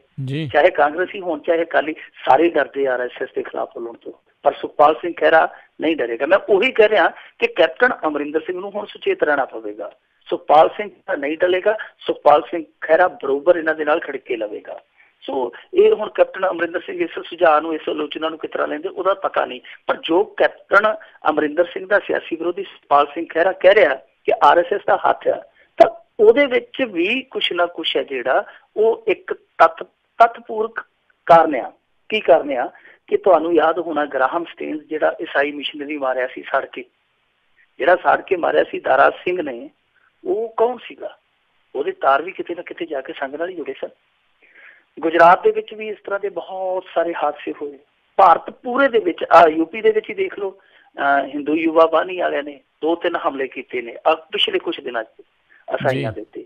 ਸੋ ਸੁਖਪਾਲ ਸਿੰਘ ਖਹਿਰਾ ਦਾ ਇਹ ਕਹਿਣਾ ਕਿ ਇਹਦੇ ਵਿੱਚ ਹੱਥ ਹੋ ਸਕਦਾ, ਉਹਨੇ ਇੱਕ ਥਿਊਰੀ ਸਜਾਈ ਹੈ, ਨਾ ਕਿ ਇਹ ਕਿਹਾ ਕਿ RSS ਨੇ ਕੰਮ ਕੀਤਾ। ਤਾਂ ਮੇਰੇ ਖਿਆਲ ਦੇ ਨਾਲ ਉਹਨੂੰ ਜਿਹੜੀ ਇਹ ਸੁਝਾਅ ਦੇਣ ਦੀ ਆਜ਼ਾਦੀ ਹੈ ਉਹਨੇ ਦਿੱਤੀ ਹੈ, ਪਰ ਉਹਨੇ ਜੋ ਇਹ ਥਿਊਰੀ ਸਜਾਈ ਹੈ ਕਿ ਇਸ ਥਿਊਰੀ ਤੇ ਵੀ ਚੱਲਣਾ ਚਾਹੀਦਾ, ਤਾਂ ਬਿਲਕੁਲ ਜਿਵੇਂ ਦੂਜੀਆਂ ਥਿਊਰੀਆਂ ਕਿ ਖਾਲਿਸਤਾਨੀ ਦਾ ਹੱਥ ਆ, ਪਾਕਿਸਤਾਨੀ ਦਾ ਹੱਥ ਆ, ਫਲਾਣੇ ਦਾ ਹੱਥ ਆ, ਧਮਕਾਣੇ ਦਾ ਹੱਥ ਆ, ਤੇ ਜੇ ਇਸ ਥਿਊਰੀ ਤੇ ਵੀ ਕੰਮ ਕੀਤਾ ਜਾ ਸਕਦਾ ਤੇ ਕਰਨਾ ਚਾਹੀਦਾ, ਕਿਉਂਕਿ ਇਹਦੇ 'ਚ ਕੋਈ ਅਲੋਕਾਰੀ ਵਾਲੀ ਗੱਲ ਨਹੀਂ। ਬੰਦੇ ਮਰੇ ਆ ਇਹਦੇ ਵਿੱਚ, ਪੰਜਾਬ ਦੇ ਇੱਕ ਫਿਰਕੂ ਸਦਭਾਵਨਾ ਨੂੰ ਖਤਰਾ ਪੈਦਾ ਕੀਤਾ ਗਿਆ, ਉਹਨੂੰ ਲਾਂਬੂ ਲਾਉਣ ਦੀ ਕੋਸ਼ਿਸ਼ ਕੀਤੀ ਗਈ ਹੈ, ਜਿੱਥੇ ਦੂਜੀਆਂ ਥਿਊਰੀਆਂ ਵਿਚਾਰੀਆਂ ਜਾ ਰਹੀਆਂ, ਇਹਦੀ ਥਿਊਰੀ ਵਿਚਾਰ ਲੈਣੀ ਚਾਹੀਦੀ। ਜੀ ਜੀ ਬਿਲਕੁਲ। ਮਿੰਟੂ ਗੁਰਸੇਵਕ ਜੀ, ਅਗਲੀ ਆਪਾਂ ਗੱਲ ਕਰੀਏ ਵੀ ਕੈਪਟਨ ਦੀ 6000 ਕਰੋੜ ਦੇ ਕਰਜ਼ੇ ਨੂੰ ਲੌਂਗ ਟਰਮ ਕਰਜ਼ੇ ਵਿੱਚ ਬਦਲਣ ਦੀ ਕੋਸ਼ਿਸ਼ ਨੂੰ ਬੂਰ ਪੈਂਦਾ ਨਜ਼ਰ ਆ ਰਿਹਾ, ਨਜ਼ਰ ਨਹੀਂ ਆਉਂਦਾ ਮਤਲਬ? ਬਿਲਕੁਲ, ਮੈਂ ਵੀ ਆਖਿਆ ਕਿ ਝਟਪਟ ਦੇ ਵਿੱਚ ਕਿੱਦਾਂ ਬੂਰ ਪੈ ਗਿਆ, ਕਿਉਂਕਿ ਸਵੇਰੇ ਤੇ ਅਸੀਂ ਸੁਣਦੇ ਸਾਂ ਕਿ ਗੱਲ ਨਹੀਂ ਬਣਨੀ। ਅਸਲ ਦੇ ਵਿੱਚ ਕੀ ਹੈ ਕਿ ਇਹ ਕੋਸ਼ਿਸ਼ ਕਰਦੇ ਪਏ ਭੰਨ ਤੋੜ ਕਰਨ ਦੀ। ਭੰਨ ਤੋੜ ਦੀ ਇਹ ਕੋਸ਼ਿਸ਼ ਆ ਕਿ ਜਿਹੜਾ ਫਸਲੀ ਕਰਜ਼ਾ, ਫਸਲੀ ਲੋਨ ਹੈ ਜਿਹੜਾ, ਪਹਿਲੀ ਗੱਲ ਤੇ ਕਈ ਵਾਰੀ ਅਸੀਂ ਨਾ ਗੱਚਾ ਖਾ ਜਾਂਦੇ, ਮੀਡੀਆ ਨੇ ਸ਼ਬਦ ਘੜੇ ਹੋਏ ਆ, ਤੇ ਜੇ ਅਸੀਂ ਸਿੱਧੇ ਤੌਰ ਤੇ ਕਹੀਏ ਕਿ ਸ਼ਮਾਈ ਲਈ ਕਰਜ਼ਾ ਲਿਆ ਹੁੰਦਾ ਜਿਹੜਾ, ਤਾਂ ਅਸੀਂ ਬਹੁਤ ਸੌਖੇ ਤਰੀਕੇ ਨਾਲ ਸਮਝ ਸਕਦੇ। ਉਹ ਜਦੋਂ ਕਹਿੰਦੇ ਨਾ ਕ੍ਰੌਪ ਲੋਨ, ਤੇ ਉਹ ਸਾਡੇ ਕਿਸਾਨ ਆ ਜਿਹੜੇ ਉਹ ਦੁਬਦਾ 'ਚ ਪੈ ਜਾਂਦੇ ਆ ਕਿ ਕ੍ਰੌਪ ਲੋਨ ਕਿਹੜਾ ਅਸੀਂ ਲੈ ਲਿਆ, ਇਹ ਕਿਹੜਾ ਕਰਜ਼ਾ ਹੁੰਦਾ ਜਿਹੜਾ ਰਹਿ ਗਿਆ, ਇਹ ਤਾਂ ਅਸੀਂ ਲਿਆ ਨਹੀਂ ਕਦੇ। ਸੋ ਕ੍ਰੌਪ ਲੋਨ ਉਹਨੂੰ ਅਸੀਂ ਕਹਿ ਸਕਦੇ ਜਿਹੜਾ ਛਮਾਈ ਵਾਲਾ ਕਰਜ਼ਾ ਹੁੰਦਾ। ਛਮਾਈ ਦਾ ਕਰਜ਼ੇ ਦਾ ਮਤਲਬ ਇਹ ਆ ਕਿ ਅਸੀਂ ਫਸਲ ਨਹੀਂ ਚੁੱਕਿਆ, ਔਰ ਉਹ ਫਸਲ ਜਦੋਂ ਆ ਗਈ ਅਸੀਂ ਉਹ ਕਰਜ਼ਾ ਮੋੜ ਦਿੱਤਾ, ਉਹਨੂੰ ਕਹਿ ਦਿੰਦੇ ਆ ਫਸਲੀ ਕਰਜ਼ਾ। ਸੋ ਇਹ ਕੋਸ਼ਿਸ਼ ਕਰਦੇ ਪਏ ਕਿ ਜਿਹੜਾ ਉਹ ਫਸਲੀ ਕਰਜ਼ਾ, ਜਿਹੜਾ ਛਮਾਈ ਦੀ ਛਮਾਈ ਵਾਪਸ ਕਰਨਾ ਹੁੰਦਾ ਕਿਸਾਨ ਨੇ, ਉਹਨੂੰ ਲੌਂਗ ਟਰਮ ਕਰਜ਼ੇ ਦੇ ਵਿੱਚ ਤਬਦੀਲ ਕਰ ਦਿੱਤਾ ਜਾਵੇ। ਲੌਂਗ ਟਰਮ ਕਰਜ਼ੇ ਤੋਂ ਭਾਵ ਜਿੱਦਾਂ ਦੂਸਰੇ ਬੈਂਕ, ਕਮਰਸ਼ੀਅਲ ਬੈਂਕ ਦਿੰਦੇ ਆ ਕਰਜ਼ਾ ਕਿ ਤੁਸੀਂ ਇੰਨੇ ਚਿਰ 'ਚ ਮੋੜ ਦੇਣਾ, 4 ਸਾਲਾਂ 'ਚ, 8 ਸਾਲਾਂ 'ਚ, 10 ਸਾਲਾਂ 'ਚ, ਯਾਨੀ ਉਹ ਕਿਸ਼ਤ ਬਣ ਕੇ ਜੋ ਪ੍ਰੋਸੈਸ ਹੁੰਦਾ ਕਿ ਉਸ ਕਰਜ਼ੇ ਦੇ ਵਿੱਚ ਇਸ ਫਸਲੀ ਕਰਜ਼ੇ ਨੂੰ ਤਬਦੀਲ ਕਰ ਦਿਓ। ਇਸੇ ਕਰਕੇ ਅਰੁਣ ਜੇਤਲੀ ਦੇ ਕੋਲ ਗਏ ਸਨ ਕੱਲ ਕੈਪਟਨ ਅਮਰਿੰਦਰ ਸਿੰਘ। ਵੈਸੇ ਇਹ ਵੀ ਇੱਕ ਕਮਾਲ ਆ ਨਾ ਰਾਜ ਕਰਨਵੀਰ ਸਿੰਘ ਜੀ, ਕਿ ਜਦੋਂ ਪ੍ਰਕਾਸ਼ ਸਿੰਘ ਬਾਦਲ ਨਰਿੰਦਰ ਮੋਦੀ ਤੋਂ ਟਾਈਮ ਮੰਗਦੇ ਹੁੰਦੇ ਸਨ, ਜਦੋਂ ਸੱਜਰਾ ਪ੍ਰਧਾਨ ਮੰਤਰੀ ਬਣਿਆ ਸੀ ਮੋਦੀ ਸਾਹਿਬ, ਤੇ ਉਹ ਟਾਈਮ ਹੀ ਨਹੀਂ ਸੀ ਦਿੰਦੇ, ਇਹ ਵਾਰ-ਵਾਰ ਟਾਈਮ ਮੰਗਦੇ ਹੁੰਦੇ ਸੀ। ਤੇ ਕੈਪਟਨ ਅਮਰਿੰਦਰ ਸਿੰਘ ਤੇ ਮੇਰੇ ਖਿਆਲ ਦੇ ਨਾਲ ਟਾਈਮ ਲੈਂਦਾ ਵੀ ਨਹੀਂ, ਸਗੋਂ ਜੇਤਲੀ ਵੀ ਜਿਹੜਾ ਇਹਦੇ ਤੋਂ ਹਾਰਿਆ ਉਹ ਇੰਤਜ਼ਾਰ ਕਰਦਾ ਰਹਿੰਦਾ ਕਿ ਕੈਪਟਨ ਸਾਹਿਬ ਕਦੋਂ ਆਓਗੇ ਇੱਧਰ ਨੂੰ। ਸੋ ਇਹ ਇੱਕ ਬੜੀ ਅਲੋਕਾਰੀ ਦੀ ਗੱਲ ਆ, ਵਿਲੱਖਣ ਗੱਲ ਆ। ਚਲੋ ਅਸੀਂ ਮੁੱਦੇ ਤੇ ਆਈਏ। ਹੁਣ ਇਹਨਾਂ ਨੇ ਜਾ ਕੇ ਉੱਥੇ ਇਹ ਪੇਸ਼ਕਸ਼ ਕੀਤੀ ਹੈ ਕਿ ਸਾਡਾ ਜਿਹੜਾ ਕਰਜ਼ਾ ਆ ਉਹ ਤੁਸੀਂ ਲੌਂਗ ਟਰਮ ਕਰਜ਼ੇ ਦੇ ਵਿੱਚ ਤਬਦੀਲ ਕਰ ਦਿਓ। ਇਹ ਕਰਜ਼ਾ ਹੈਗਾ 6000 ਕਰੋੜ ਰੁਪਈਏ ਦਾ। ਹੁਣ ਦੇਖੋ ਜੇਤਲੀ ਸਾਹਿਬ ਨੇ, ਮੈਨੂੰ ਨਹੀਂ ਪਤਾ ਕੀ ਕਿਹਾ ਹੋਏਗਾ, ਕਿਉਂਕਿ ਉੱਥੇ ਕੈਪਟਨ ਸਾਹਿਬ ਸੀ ਜਾਂ ਜੇਤਲੀ ਤੇ ਜਾਂ ਕੈਪਟਨ ਦੀ ਜੁੰਡਲੀ ਹੋਣੀ ਆ, ਉੱਥੇ ਕੋਈ ਐਸਾ ਬੰਦਾ ਨਹੀਂ ਜਿਹੜਾ ਸਾਨੂੰ ਦੱਸ ਸਕੇ ਕਿ ਉੱਥੇ ਬਾਕੀ ਸੰਵਾਦ ਕੀ ਹੋਇਆ। ਪਰ ਜਿੱਥੋਂ ਤੱਕ RBI ਦਾ ਨੇਮ ਕਹਿੰਦਾ ਹੈ, ਇਹ ਕਰਜ਼ਾ ਨਹੀਂ ਬਦਲਿਆ ਜਾ ਸਕਦਾ, ਲੌਂਗ ਟਰਮ ਕਰਜ਼ੇ ਦੇ ਵਿੱਚ ਨਹੀਂ ਤਬਦੀਲ ਕੀਤਾ ਜਾ ਸਕਦਾ। ਇਹ ਤਬਦੀਲ ਕਦੋਂ ਕੀਤਾ ਜਾਂਦਾ? ਤਬਦੀਲ ਉਦੋਂ ਕੀਤਾ ਜਾਂਦਾ ਜਦੋਂ ਬਹੁਤ ਵੱਡੀ ਕੋਈ ਕੁਦਰਤੀ ਵਿਪਤਾ ਆ ਜਾਵੇ, ਜਿਹੜੀ ਇਹ ਫਸਲ ਹੈ ਤੁਹਾਡੀ ਜਿਹਦੇ ਲਈ ਤੁਸੀਂ ਲੋਨ ਲਿਆ ਉਹ ਬਿਲਕੁਲ ਤਬਾਹ ਹੋ ਜਾਵੇ, ਫਨਾਹ ਹੋ ਜਾਵੇ। ਉਸ ਸੂਰਤ ਦੇ ਵਿੱਚ ਜਿਹੜਾ ਉਹ ਛਮਾਈ ਵਾਲਾ ਕਰਜ਼ਾ ਜਿਹਨੂੰ ਆਪਾਂ ਕ੍ਰੌਪ ਲੋਨ ਕਹਿ ਦਿੰਦੇ ਹਾਂ, ਉਹ ਫਿਰ ਲੌਂਗ ਟਰਮ ਕਰਜ਼ੇ ਦੇ ਵਿੱਚ ਤਬਦੀਲ ਹੋ ਸਕਦਾ। ਉਹਦੇ ਲਈ ਇੱਕ ਅਲੱਗ ਪ੍ਰਕਿਰਿਆ ਬਣਾਈ ਗਈ ਹੈ। ਸੋ ਮੇਰੇ ਖਿਆਲ ਦੇ ਨਾਲ ਸਾਰੇ ਦਾ ਸਾਰਾ ਪੰਜਾਬ ਦਾ ਕਰਜ਼ਾ ਬਿਨਾਂ ਕਿਸੇ ਕੁਦਰਤੀ ਵਿਪਤਾ ਆਈ ਤੋਂ ਲੌਂਗ ਟਰਮ ਕਰਜ਼ੇ ਦੇ ਵਿੱਚ ਬਦਲਣਾ ਮੇਰੇ ਖਿਆਲ ਦੇ ਨਾਲ ਸੰਭਵ ਨਹੀਂ ਹੈ। ਤੇ ਤਾਂ ਹੀ ਕੈਪਟਨ ਅਮਰਿੰਦਰ ਸਿੰਘ ਨੇ ਪੰਜਾਬ 'ਚ ਆ ਕੇ ਕੋਈ ਬਿਆਨ ਨਹੀਂ ਛੱਡਿਆ। ਜੇ ਉੱਧਰੋਂ ਕੋਈ ਰਿਸਪੌਂਸ ਮਿਲਿਆ ਹੁੰਦਾ ਤੇ ਫਿਰ ਇਹਨਾਂ ਨੇ 3 ਗਜ਼ ਦਾ ਪ੍ਰੈਸ ਨੋਟ ਜਾਰੀ ਕਰ ਦੇਣਾ ਸੀਗਾ ਕਿ ਕੈਪਟਨ ਅਮਰਿੰਦਰ ਸਿੰਘ ਦੇ ਯਤਨਾਂ ਨੂੰ ਪਿਆਬੂਰ, ਜਿਵੇਂ ਤੁਸੀਂ ਕਿਹਾ। ਪਰ ਇਹਦੇ ਵਿੱਚ ਹੁਣ ਇੱਕ ਰਾਜ ਕਰਨਵੀਰ ਸਿੰਘ ਦੀ ਦੂਜਾ ਪੱਖ ਵੀ ਆ। ਦੂਜਾ ਪੱਖ ਇਹ ਆ ਕਿ ਹਾਲ ਦੀ ਘੜੀ ਪੰਜਾਬ ਦੇ ਵਿੱਚ ਜਿਹੜੇ ਕਿਸਾਨ ਆ, ਜਿਨ੍ਹਾਂ ਦਾ ਬੈਂਕ ਦੇ ਨਾਲ ਸਹੀ ਸਹਿਚਾਰ ਚੱਲਦਾ ਪਿਆ ਸੀਗਾ, ਉਹ ਵੀ ਖਟਾਈ 'ਚ ਪੈ ਗਿਆ। ਕੈਪਟਨ ਅਮਰਿੰਦਰ ਸਿੰਘ ਜੁਗਤਾਂ 'ਚ ਉਹ ਜੁਗਤਬੰਦੀ ਕਰਦਾ ਫਿਰਦਾ, ਉਹ ਹਾਲੇ ਆਪਣੀਆਂ ਪੇਸ਼ਬੰਦੀਆਂ ਕਰਦਾ ਫਿਰਦਾ। ਕੋਈ ਉਹਦੇ ਕੋਲ ਸਪਸ਼ਟ ਉੱਤਰ ਨਹੀਂ ਹੈ ਕਿ ਕਰਜ਼ਾ ਮਾਫ ਹੋ ਗਿਆ ਜਾਂ ਨਹੀਂ ਹੋ ਗਿਆ। ਉੱਤਰ ਨਹੀਂ ਖੁਦ ਉਹਦੇ ਕੋਲ, ਆਪਦੇ ਕੋਲੇ। ਤੇ ਦੂਜੇ ਪਾਸੇ ਜਿਹੜੇ ਕਿਸਾਨ ਆ ਉਹ ਕਹਿੰਦੇ ਅਸੀਂ ਤਾਂ ਕਰਜ਼ਾ ਦੇਣਾ, ਰਾਜੇ ਨੇ ਸਾਡਾ ਸਾਰਾ ਕਰਜ਼ਾ ਮਾਫ ਕਰ ਦਿੱਤਾ। ਬੈਂਕ ਵਾਲੇ ਕਹਿੰਦੇ ਕਿ ਕਰਜ਼ਾ ਤੁਹਾਨੂੰ ਦੇਣਾ ਪੈਣਾ। ਉਹ ਕਹਿੰਦੇ ਹੱਦ ਹੋ ਗਈ ਆ, ਰਾਜੇ ਨੂੰ ਅਸੀਂ ਵੋਟਾਂ ਪਾਈਆਂ, ਐਫੀਡੈਵਿਟ ਉਹ ਸਾਥੋਂ ਲੈ ਕੇ ਗਿਆ ਤੇ ਸਾਡੇ ਕੋਲ ਦਸਤਖਤ ਕਰਕੇ ਗਿਆ, ਅਸੀਂ ਕਰਜ਼ਾ ਦੇਣਾ ਹੀ ਨਹੀਂ, ਉਹਨੇ ਕਰਜ਼ਾ ਮਾਫ ਕਰ ਦਿੱਤਾ।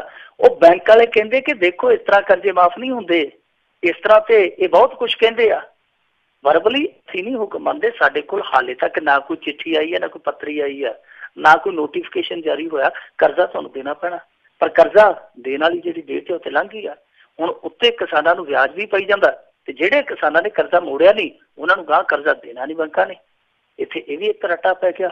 60% ਆ ਜਿਹੜੇ ਬੈਂਕ ਆ ਸਾਡੇ, ਸਹਿਕਾਰੀ ਬੈਂਕ ਆ, ਖੇਤੀਬਾੜੀ ਬੈਂਕ ਆ, ਉਹਨਾਂ ਦੀ 60% ਵਸੂਲੀ ਘਟ ਗਈ ਆ। ਯਾਨੀ 60% ਕਿਸਾਨਾਂ ਨੇ ਕਰਜ਼ਾ ਨਹੀਂ ਮੋੜਿਆ। ਇਹਦਾ ਮਤਲਬ ਹੈ ਕਿ 60% ਕਿਸਾਨਾਂ ਨੂੰ ਅੱਗੇ ਕਰਜ਼ਾ ਨਹੀਂ ਮਿਲਣਾ।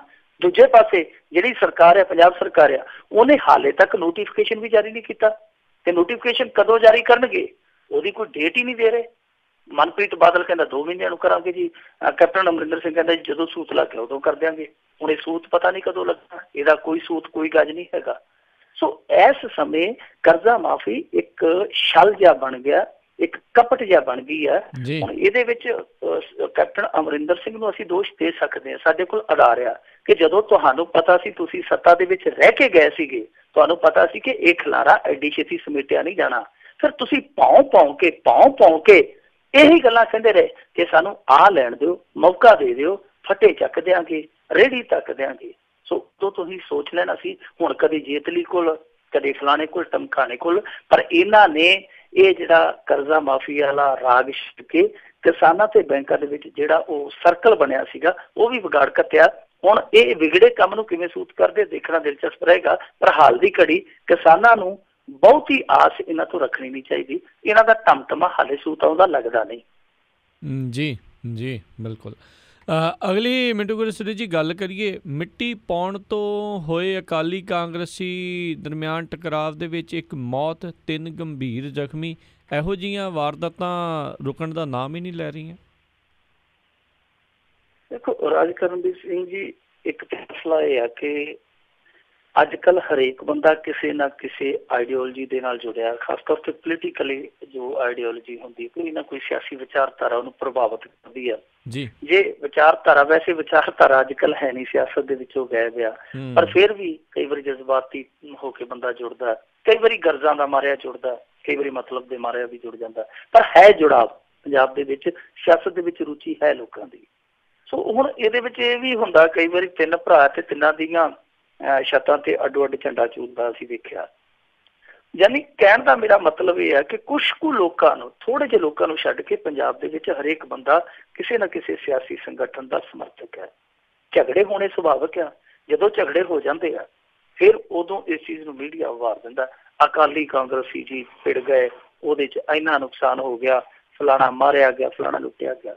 ਦੇਖੋ ਮਸਲਾ ਅਕਾਲੀ ਕਾਂਗਰਸੀ ਦਾ ਨਹੀਂ, ਕੱਲ੍ਹ ਮਾੜੀ ਕੰਬੋ ਕੇ ਪਿੰਡ ਬਹੁਤ ਮਸ਼ਹੂਰ ਆ ਭਿੱਖੀਵਿੰਡ ਲਾਗੇ, ਜਿੱਥੇ ਕਲੈਸ਼ ਹੋਇਆ। ਕਲੈਸ਼ ਕਾਹਦੇ ਕਰਕੇ ਹੋਇਆ? ਖੇਤਾਂ ਦੇ ਵਿੱਚ ਬਾਰਿਸ਼ ਦਾ ਪਾਣੀ ਖੜਾ ਸੀਗਾ, ਇੱਕ ਧਿਰ ਨੇ ਪਾਣੀ ਕੱਢਣ ਦੀ ਕੋਸ਼ਿਸ਼ ਕੀਤੀ, ਦੂਜੇ ਨੇ ਰੋਕਿਆ, ਬਸ ਇੱਥੇ ਰੋਕਾ ਟੋਕੀ ਦੇ ਵਿੱਚ ਹੀ ਫਾਇਰਿੰਗ ਹੋਈ। ਇੱਕ ਧਿਰ ਦਾ ਇੱਕ ਗੱਭਰੂ ਮਰ ਗਿਆ, 3 ਜ਼ਖਮੀ ਨੇ, ਉਹਨਾਂ ਦੇ ਵਿੱਚੋਂ 1-2 ਕ੍ਰਿਟੀਕਲ ਆ। ਸੋ ਇਹ ਝਗੜਾ ਕਾਹਦੇ ਕਰਕੇ ਹੋਇਆ ਕਿ ਪਾਣੀ ਕੱਢਣ ਤੋਂ ਇਹ ਜਿਹੜੀ ਖਹਿਬਾਜ਼ੀ ਸੀਗੀ ਅੱਗੇ ਚੱਲ ਕੇ ਫਾਇਰਿੰਗ ਦਾ ਰੂਪ ਧਾਰ ਗਈ। ਹੁਣ ਇਹਦੇ 'ਚ ਇੱਕ ਧਿਰ ਅਕਾਲੀਆਂ ਨਾਲ ਸੰਬੰਧਿਤ ਹੋ ਸਕਦੀ ਹੈ, ਦੂਸਰੀ ਧਿਰ ਕਾਂਗਰਸੀਆਂ ਨਾਲ ਸੰਬੰਧਿਤ ਹੋ ਸਕਦੀ ਹੈ, ਪਰ ਉਹ ਕਲੈਸ਼ ਬਣਾ ਦਿੱਤਾ ਗਿਆ ਕਿ ਇਹ ਜੀ ਪੋਲੀਟੀਕਲ ਝੜਪ ਹੋਈ ਹੈ। ਤਾਂ ਮੈਂ ਸਮਝਦਾ ਕਿ ਰਾਜਨੀਤਿਕ ਝੜਪਾਂ ਨਹੀਂ, ਇਹ ਆਪਣੇ ਪੱਧਰ ਤੇ ਜੋ ਹੇਠਲੇ ਪੱਧਰ ਤੇ ਸਾਡੇ ਛੋਟੇ ਮੋਟੇ ਝਗੜੇ ਆ ਜੋ ਅਸੀਂ ਆਪ ਹੀ ਵਧਾ ਲੈਂਦੇ ਹਾਂ, ਇਹ ਉਹਨਾਂ ਦਾ ਸਿੱਟਾ ਹੈ।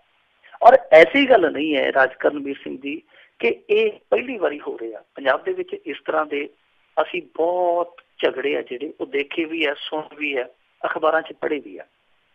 ਪਰ ਇੱਕ ਚੀਜ਼ ਜਿਹੜੀ ਸੋਚਣ ਵਾਲੀ, ਵਿਚਾਰਨ ਵਾਲੀ ਹੈ ਕਿ ਅੱਗੇ ਇੱਕਾ ਦੁੱਕਾ ਕਤਲ ਹੁੰਦੇ ਸੀ ਸਾਡੇ ਇਲਾਕਿਆਂ ਦੇ ਵਿੱਚ, ਉਹ ਸੁਣਦੇ ਹੁੰਦੇ ਸਨ 2 ਹੀ ਸਾਲੀ 4 ਸਾਲੀ ਕਿ ਫਲਾਣੇ ਪਿੰਡ ਕਤਲ ਹੋ ਗਿਆ। ਫਿਰ 2-2 ਸਾਲ 4-4 ਸਾਲ ਆਪਦੇ ਇਲਾਕੇ 'ਚ ਇਸ ਤਰ੍ਹਾਂ ਦੀ ਖਬਰ ਨਹੀਂ ਸੀ ਆਉਂਦੀ। ਲੋਕ ਵੱਟ ਪਿੱਛੇ ਲੜ ਵੀ ਪੈਂਦੇ ਸਨ, ਖਾਲਾ ਘੜਦਿਆਂ, ਖਾਲਾ ਛਾਂਗਦਿਆਂ ਝਗੜ ਪੈਂਦੇ ਸਨ, ਮਿੱਟੀ ਸੁੱਟਣ ਤੋਂ ਡਾਂਗੋ ਸੋਟੀ ਵੀ ਹੋ ਜਾਂਦੇ ਸੀ, ਯਾਨੀ ਬੰਦੇ ਮਰਮਰਾ ਵੀ ਜਾਂਦੇ ਸੀ, ਉਹ ਕਤਲ ਹੋ ਜਾਂਦੇ ਸੀ।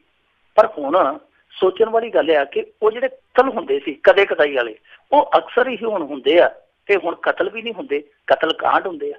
ਕਾਂਡ ਤੋਂ ਭਾਵੇਂ ਆ ਕਿ ਕਿਤੇ 2 ਮਰ ਗਏ, 3 ਫੱਟੜ, 3 ਮਰ ਗਏ, 4 ਫੱਟੜ, ਜਦੋਂ ਹੁੰਦੀ ਫਾਇਰਿੰਗ ਹੁੰਦੀ ਹੈ। ਇਹ ਸੋਚਣ ਵਾਲੀ ਗੱਲ ਆ, ਮਰੇ ਕਾਲੀ ਚਾਹੇ ਕਾਂਗਰਸੀ, ਮਰਦਾ ਤੇ ਪੰਜਾਬੀ ਪਿਆ ਨਾ। ਇਹਦਾ ਕਾਰਨ ਕੀ ਹੈ ਕਿ ਪਹਿਲਾਂ ਇੱਕਾ ਦੁੱਕਾ ਹੋਣ ਵਾਲੇ ਕਤਲ ਹੁਣ ਕਤਲ ਕਾਂਡਾਂ 'ਚ ਤਬਦੀਲ ਕਿਉਂ ਹੋ ਰਹੇ ਆ? ਇਹ ਸੋਚਣਾ ਚਾਹੀਦਾ ਸਾਨੂੰ। ਸੋ ਜੇ ਅਸੀਂ ਸੋਚੀਏ ਤਾਂ ਗੱਲ ਜਿਹੜੀ ਪਹਿਲੇ ਨਜ਼ਰੇ ਸਾਨੂੰ ਕਾਰਨ ਜਾਂ ਵਜ੍ਹਾ ਸਾਨੂੰ ਨਜ਼ਰ ਆਉਂਦੀ ਆ, ਉਹ ਰਾਜ ਕਰਨਵੀਰ ਸਿੰਘ ਜੀ ਇਹ ਆ ਕਿ ਝਗੜੇ ਪਹਿਲਾਂ ਵੀ ਹੁੰਦੇ ਸਨ, ਪਰ ਪਹਿਲਾਂ ਪਿੰਡਾਂ ਦੇ ਵਿੱਚ ਰਾਜਨੀਤੀ ਇੰਨੀ ਭਾਰੂ ਨਹੀਂ ਸੀ ਹੁੰਦੀ। ਪੰਚਾਇਤ ਪਰੇ ਵਿੱਚ ਪੈ ਜਾਂਦੀ ਸੀ, ਜੋ ਗਲਤ ਹੁੰਦਾ ਸੀ ਉਹਨੂੰ ਝਿੜਕਿਆ ਜਾਂਦਾ ਸੀ, ਉਹਨੂੰ ਅਹਿਸਾਸ ਕਰਾਇਆ ਜਾਂਦਾ ਸੀ ਕਿ ਤੇਰੀ ਗਲਤੀ ਹੈ। ਜੋ ਸਹੀ ਹੁੰਦਾ ਸੀ ਉਹਨੂੰ ਨਿਆਂ ਦਿੱਤਾ ਜਾਂਦਾ ਸੀਗਾ ਕਿ ਆ ਭਾਈ ਤੇਰਾ ਹੱਕ ਬਣਦਾ, ਤੂੰ ਲੈ। ਯਾਨੀ ਕਹਿਣ ਦਾ ਭਾਵ ਹੈ ਕਿ ਲੋਕ ਵੀ ਸਿਰ ਮੱਥੇ ਉਸ ਫੈਸਲੇ ਨੂੰ ਰੱਖਦੇ ਸੀਗੇ ਕਿ ਪੰਜਾਂ ਦੇ ਵਿੱਚ ਪਰਮੇਸ਼ਰ ਆ, ਪੰਜ ਪਰਮੇਸ਼ਰ ਹੁੰਦੇ ਆ। ਸੋ ਉਹ ਮਾਮਲੇ ਨਜਿੱਠ ਲੈ ਜਾਂਦੇ ਸੀ। ਕੋਈ ਇੱਕ ਅੱਧ ਹੁੰਦਾ ਸੀ ਜਿਹੜਾ ਲੜਾਈ ਤੱਕ ਪਹੁੰਚਦਾ ਸੀ, ਕੋਈ ਇਸ ਤਰ੍ਹਾਂ ਦੀ ਗਲਤ ਹੁੰਦੀ ਸੀ। ਪਰ ਹੁਣ ਮਸਲਾ ਇਹ ਹੈ ਕਿ ਜਿਹੜਾ ਵੀ ਬੰਦਾ ਕਿਸੇ ਪਾਰਟੀ ਨਾਲ ਜੁੜਿਆ, ਉੱਤੇ ਜਿਹੜੀ ਪੰਚਾਇਤ ਬੈਠੀ ਹੈ, ਉਹਨੂੰ ਇਸ ਗੱਲ ਦਾ ਅਹਿਸਾਸ ਹੁੰਦਾ ਕਿ ਸਾਡੀ ਪਾਰਟੀ ਹੁਣ ਪਾਵਰ ਦੇ ਵਿੱਚ ਹੈ ਨਹੀਂ, ਤੇ ਜਿਹੜੀ ਪੰਚਾਇਤ ਆ ਉਹ ਪਾਵਰ ਵਾਲਿਆਂ ਦੇ ਪੱਖੀ ਹੈ। ਜੇ ਮੈਂ ਪੰਚਾਇਤ ਦੇ ਵਿੱਚ ਜਾਊਂ, ਭਾਵੇਂ ਮੈਂ ਸੱਚਾ, ਇਹਨਾਂ ਨੇ ਉੱਥੇ ਝੂਠਿਆ ਕਰ ਦੇਣਾ, ਕਿਉਂਕਿ ਅੱਜ ਕੱਲ ਇਹਨਾਂ ਦੀਆਂ ਅੱਖਾਂ ਖੜੀਆਂ ਨੇ। ਸੋ ਜੋ ਪੰਚਾਇਤਾਂ ਤੇ ਰਾਜਨੀਤਿਕ ਪ੍ਰਭਾਵ ਪਿਆ, ਜੋ ਰਾਜਨੀਤਿਕ ਪਰਛਾਵਾਂ ਪਿਆ, ਕਿਤੇ ਨਾ ਕਿਤੇ ਉਹਨੇ ਵੀ ਸਾਡੇ ਇਸ ਸਮਾਜ ਦੇ ਵਿੱਚ ਬਹੁਤ ਵੱਡੇ ਪੱਧਰ ਤੇ ਵਿਗਾੜ ਪਾਇਆ। ਪਰ ਇਹ ਚਾਹੇ ਕੋਈ ਅਕਾਲੀ ਹੋਵੇ, ਕਾਂਗਰਸੀ ਹੋਵੇ, ਮੈਂ ਮੁੜ ਕਹਿੰਦਾ ਕਿ ਇਸ ਤਰ੍ਹਾਂ ਦਾ ਜਦੋਂ ਲਹੂ ਡੁੱਲਦਾ, ਉਹ ਲਹੂ ਤੇ ਪੰਜਾਬੀਆਂ ਦਾ ਇਹ ਨਹੀਂ ਡੁੱਲਣਾ ਚਾਹੀਦਾ। ਪਰ ਇਹਦੇ ਲਈ ਜ਼ਿੰਮੇਵਾਰ ਸਿਆਸਤਦਾਨ ਆ, ਜਿਨ੍ਹਾਂ ਨੇ ਪੰਚਾਇਤਾਂ ਨੂੰ ਵੰਡ ਦਿੱਤਾ, ਜਿਨ੍ਹਾਂ ਨੇ ਸਿਆਣਿਆਂ ਨੂੰ ਘਰ 'ਚ ਬਿਠਾ ਦਿੱਤਾ, ਜਿਨ੍ਹਾਂ ਨੇ ਲੋਕਾਂ ਦੇ ਅੰਦਰ ਇੰਨਾ ਜ਼ਹਿਰ ਭਰ ਦਿੱਤਾ ਕਿ ਸ਼ਾਇਦ ਨਿਬੇੜਾ ਹੋ ਵੀ ਜਾਵੇ, ਪਰ ਜਦੋਂ ਚੇਤਾ ਆਉਂਦਾ ਕਿ ਫਲਾਣੇ ਨੇ ਵੋਟਾਂ ਵੇਲੇ ਐਂ ਕੀਤਾ ਸੀ ਤੇ ਫਲਾਣੇ ਨੇ ਵੋਟਾਂ ਵੇਲੇ ਐਂ ਕੀਤਾ ਸੀ, ਫਿਰ ਲੜਾਈ ਨਾ ਹੁੰਦੀ ਵੀ ਹੋ ਜਾਂਦੀ। ਜੀ ਜੀ ਜੀ। ਅਗਲੀ ਮਿੰਟੂ ਜੀ ਆਪਾਂ ਗੱਲ ਕਰੀਏ, ਕੈਪਟਨ ਨੇ ਆਪ ਦੇ ਸਲਾਹਕਾਰਾਂ ਦੀ ਤਨਖਾਹ ਚੁੱਪ ਚਪੀਤੇ ਵਧਾਤੀ।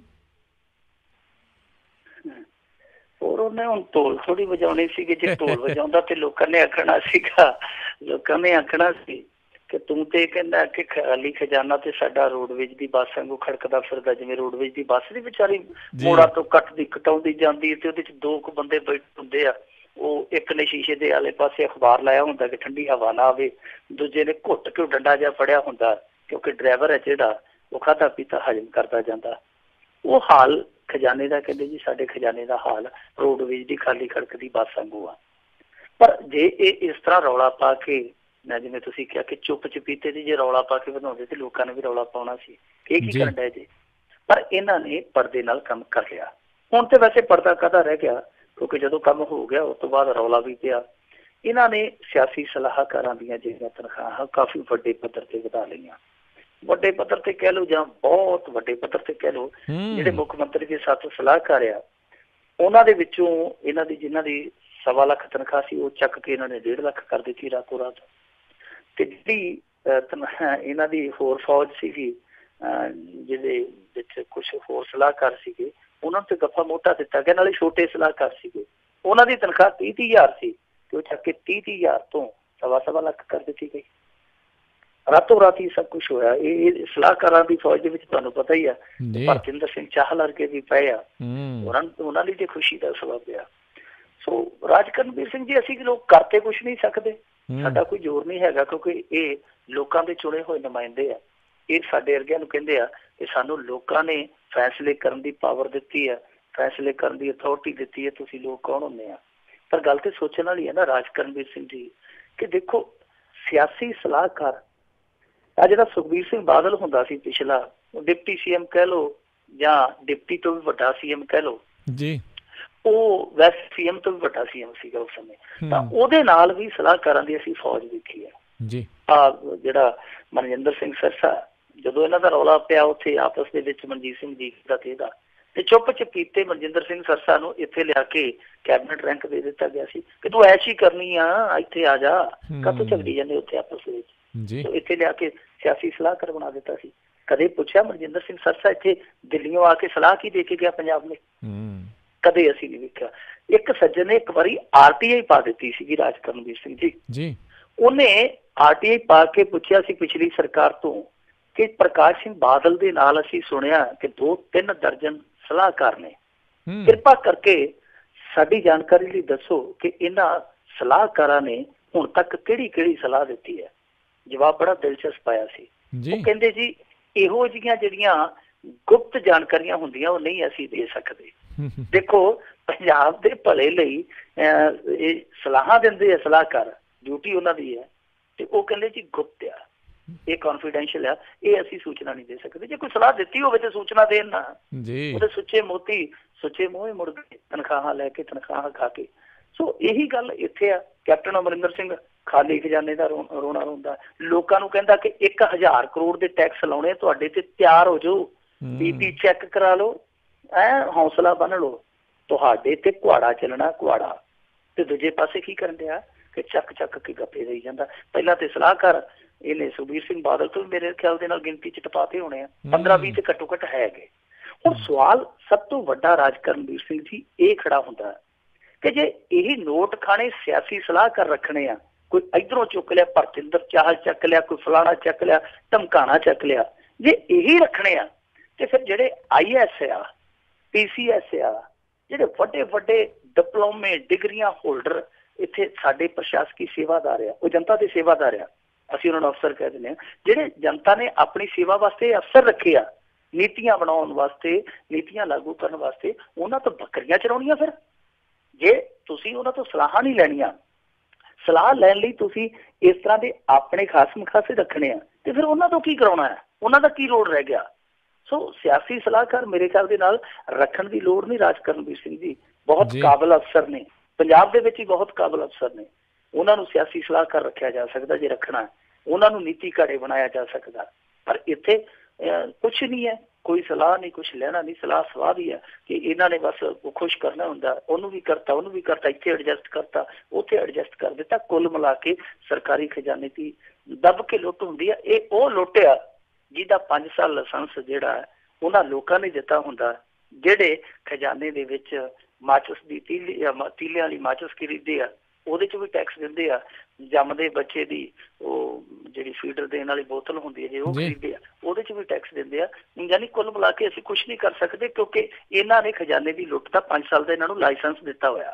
ਜੀ ਬਿਲਕੁਲ ਜੀ, ਆਪ ਹੀ ਚੁਣ ਕੇ ਉੱਥੇ ਬਿਠਾਏ ਹੁੰਦੇ ਨੇ। ਤੇ ਮਿੰਟੂ ਗੁਰਸਰੇ ਜੀ, ਇੱਕ ਛੋਟੀ ਜਿਹੀ ਬ੍ਰੇਕ ਦਾ ਵੇਲਾ ਹੋ ਗਿਆ, ਬ੍ਰੇਕ ਲਵਾਂਗੇ। ਉਸ ਤੋਂ ਬਾਅਦ ਦੇ ਵਿੱਚ ਰਹਿੰਦੀਆਂ ਕੁਝ ਖਬਰਾਂ ਉਸ 'ਤੇ ਨਜ਼ਰ ਬਣਾ ਕੇ ਫਿਰ ਆਪਾਂ ਸਰੋਤਿਆਂ ਦੀਆਂ ਕਾਲਸ ਜਿਹੜੀਆਂ ਉਹ ਲੈਣੀਆਂ ਸ਼ੁਰੂ ਕਰਾਂਗੇ। ਤੇ ਸਰੋਤੇ ਇੱਦਾਂ ਹੀ ਪੰਜਾਬੀ ਰੇਡੀਓ USA ਦੇ ਨਾਲ ਜੁੜੇ ਰਹੋ। ਮਿਲਦੇ ਹਾਂ ਤੁਹਾਨੂੰ ਇੱਕ ਛੋਟੀ ਜਿਹੀ ਬ੍ਰੇਕ ਤੋਂ ਬਾਅਦ।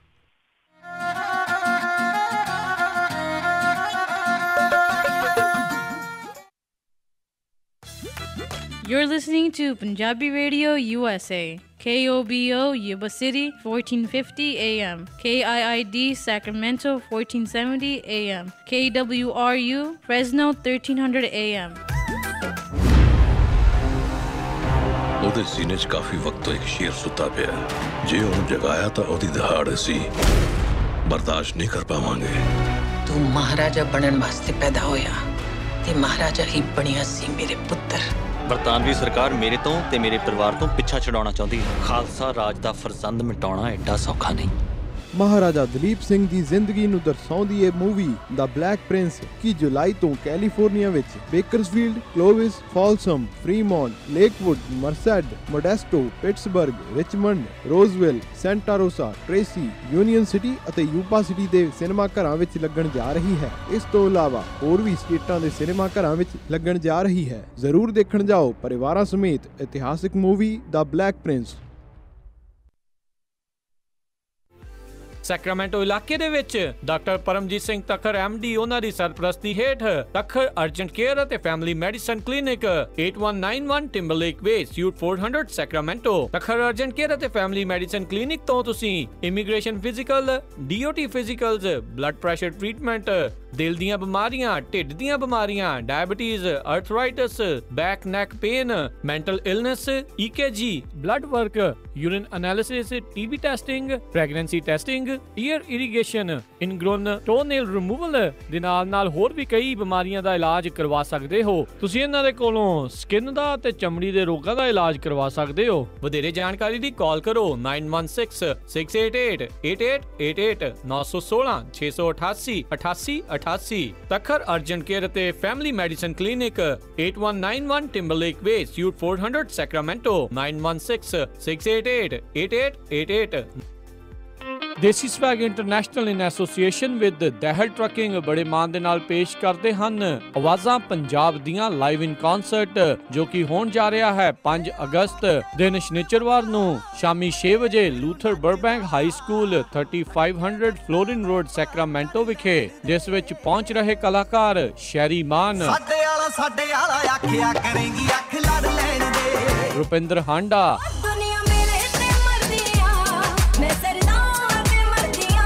ਅਤੇ ਜੈਸਮਿਨ ਸੈਂਡਲਸ।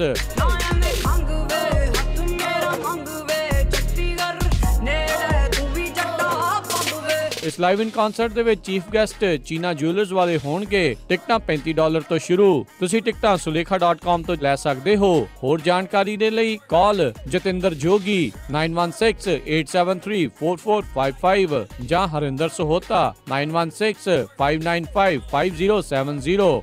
ਉਹ ਸੁਣਿਆ ਬਿੱਲਾ ਡਿਪੋਰਟ ਹੋ ਗਿਆ। ਉਹ ਕਹਿੰਦੇ ਬੱਗੇ ਨੂੰ ਅਰੈਸਟ ਕਰ ਲਿਆ। ਉਹ ਛਿੰਦਾ ਵੀ ਭੱਜਿਆ ਫਿਰਦਾ। ਪਿਛਲੇ ਕੁਝ ਮਹੀਨਿਆਂ ਤੋਂ ਇਹੋ ਜਿਹੀਆਂ ਖਬਰਾਂ ਤੁਸੀਂ ਰੋਜ਼ ਪੜ੍ਹਦੇ ਜਾਂ ਸੁਣਦੇ ਹੋ। ਇਹੋ ਜਿਹੀ ਘਟਨਾ ਤੁਹਾਡੇ ਨਾਲ ਜਾਂ ਤੁਹਾਡੇ ਕਿਸੇ ਕਰੀਬੀ ਨਾਲ ਵੀ ਹੋ ਸਕਦੀ ਹੈ। ਬਹੁਤੀ ਵਾਰੀ ਸਾਨੂੰ ਆਪਣੇ ਹੱਕਾਂ ਤੇ ਅਖਤਿਆਰਾਂ ਬਾਰੇ ਪਤਾ ਨਹੀਂ ਹੁੰਦਾ। ਸਾਨੂੰ ਇਹ ਵੀ ਨਹੀਂ ਪਤਾ ਹੁੰਦਾ ਕਿ ਇਹੋ ਜਿਹੀਆਂ ਘਟਨਾਵਾਂ ਨੂੰ ਰੋਕਿਆ ਜਾ ਸਕਦਾ ਹੈ। ਕਹਿੰਦੇ ਨੇ ਕੋਈ ਵੀ ਕੇਸ ਚੰਗਾ ਜਾਂ ਮਾੜਾ ਨਹੀਂ ਹੁੰਦਾ, ਮਾੜੇ ਹੁੰਦੇ ਨੇ ਬੰਦੇ ਜਿਹੜੇ ਉਹਦੀ ਪੈਰਵਾਈ ਕਰਦੇ ਨੇ। ਅੰਨੂ ਪੇਸ਼ਾਵਰੀਆ ਨੇ ਸੈਂਕੜਿਆਂ ਦੇ ਹਿਸਾਬ ਨਾਲ ਕਈ ਗੁੰਝਲਦਾਰ ਕੇਸ ਹੱਲ ਕੀਤੇ ਹਨ ਤੇ ਲੋਕਾਂ ਨੂੰ ਉਹਨਾਂ ਦਾ ਹੱਕ ਦਿਵਾਇਆ ਹੈ। मेरा नाम अजीत सिंह है।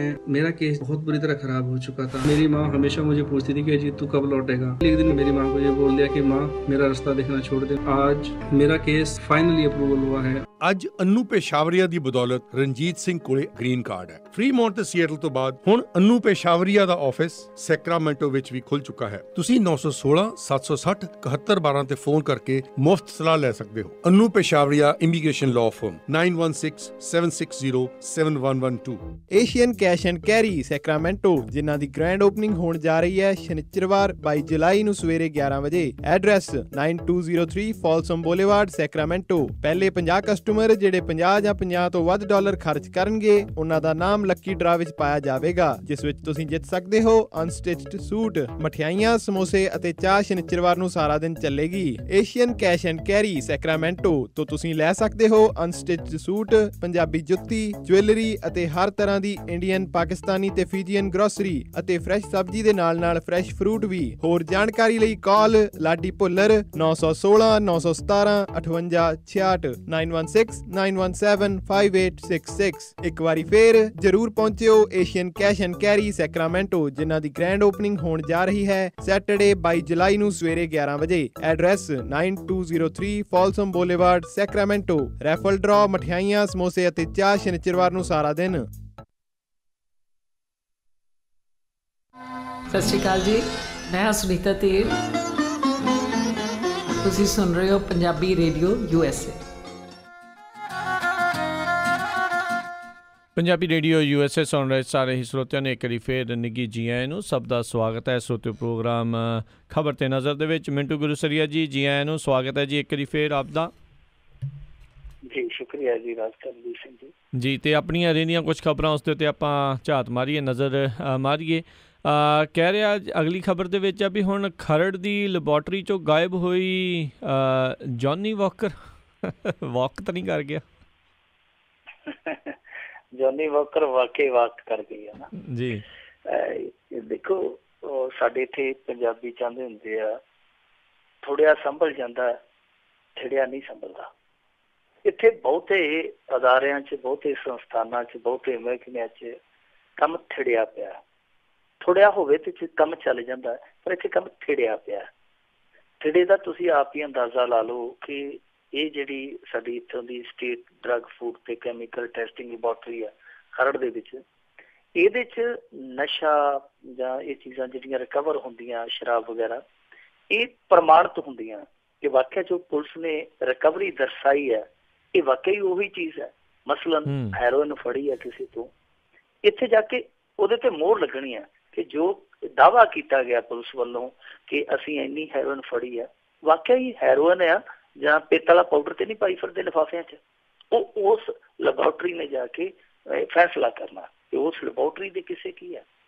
ਤਰਨਤਾਰਨ ਦੇ ਵਿੱਚ 2-3 ਸਮਗਲਰਾਂ ਤੋਂ ਬਹੁਤ ਵੱਡੀ ਰਿਕਵਰੀ ਹੋਈ ਸੀ ਹੈਰੋਇਨ ਦੀ, ਤੇ ਉਹ 6-7 ਮਹੀਨਿਆਂ ਬਾਅਦ ਬਾਹਰ ਆ ਗਏ ਸੀ। ਬਹੁਤ ਵੱਡੀ ਰਿਕਵਰੀ ਹੋਈ ਸੀ, ਜਿੱਥੋਂ ਮੇਰੇ ਖਿਆਲ ਦੇ ਨਾਲ ਇੰਦਰਜੀਤ ਦਾ ਬੁਰਾ ਸਮਾਂ ਸ਼ੁਰੂ ਹੋਇਆ, ਕਿਉਂਕਿ ਦੱਸਦੇ ਆ ਕਿ ਉਹ ਵੀ ਕੇਸ ਹੈ ਜਿਹੜਾ ਇੰਦਰਜੀਤ ਸਿੰਘ ਹੈਂਡਲ ਕਰਦਾ ਪਿਆ ਸੀਗਾ।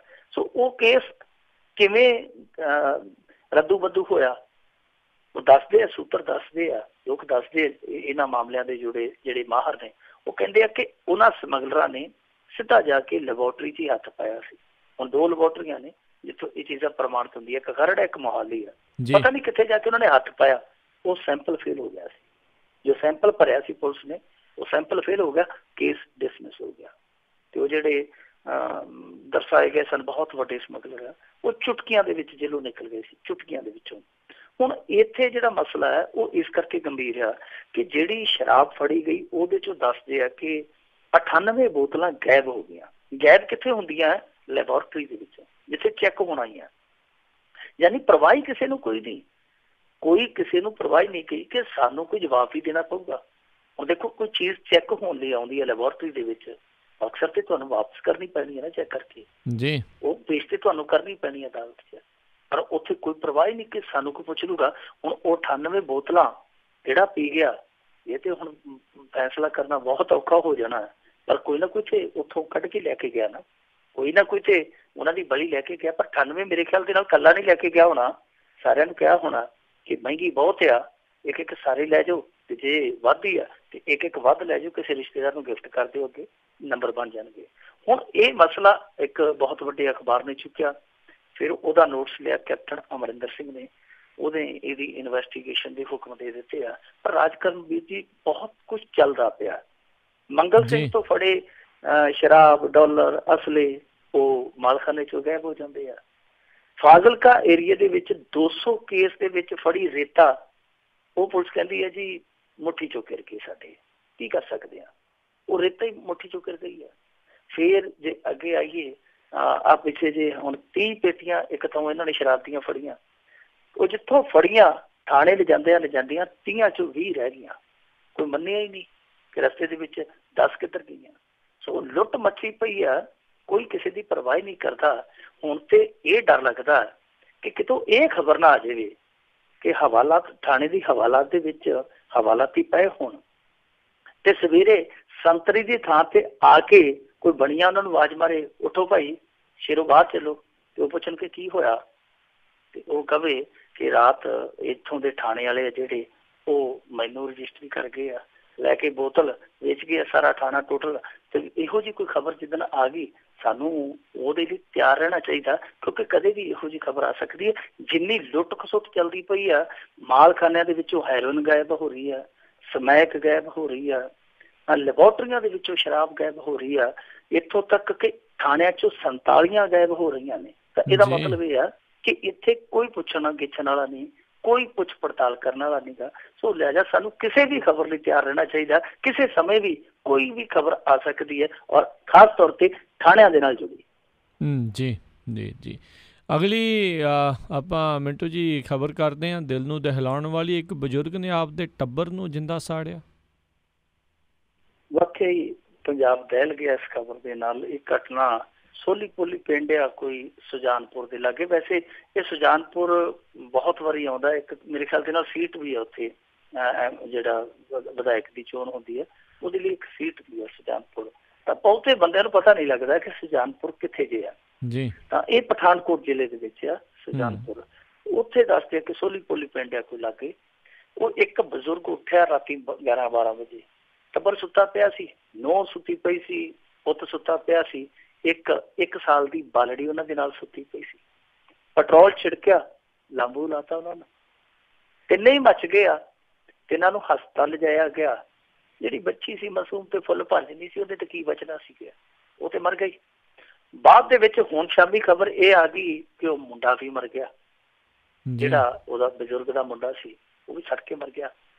ਤੀਜੀ ਹੁਣ ਰਾਤ ਨੂੰ ਖਬਰ ਆ ਗਈ, ਜਦੋਂ ਮੈਂ ਤੁਹਾਡੇ ਨਾਲ ਜੁੜਨਾ ਸੀ ਉਹ ਤੋਂ ਕੁਝ ਦੇਰ ਪਹਿਲਾਂ ਖਬਰ ਆ ਗਈ ਕਿ ਉਹ ਬਜ਼ੁਰਗ ਵੀ ਕਿਸੇ ਨਹਿਰ 'ਚ ਛਾਲ ਮਾਰ ਕੇ ਮਰ ਗਿਆ। ਯਾਨੀ ਟੱਬਰ ਦਾ ਟੱਬਰ ਹੀ ਫਨਾਹ ਕਰ ਦਿੱਤਾ। ਹਾਲਾਂਕਿ ਇਹ ਪਤਾ ਨਹੀਂ ਲੱਗਿਆ ਕਿ ਇਸ ਘਟਨਾ ਦੇ ਪਿੱਛੇ ਅਸਲ ਕਾਰਨ ਕੀ ਹੈ, ਪਰ ਉੜਦੀ ਜੀ ਇਹ ਖਬਰ ਸੁਣਨ ਨੂੰ ਮਿਲੀ ਹੈ ਕਿ ਕੋਈ ਟਰੈਕਟਰ ਦਾ ਰੌਲਾ ਸੀ।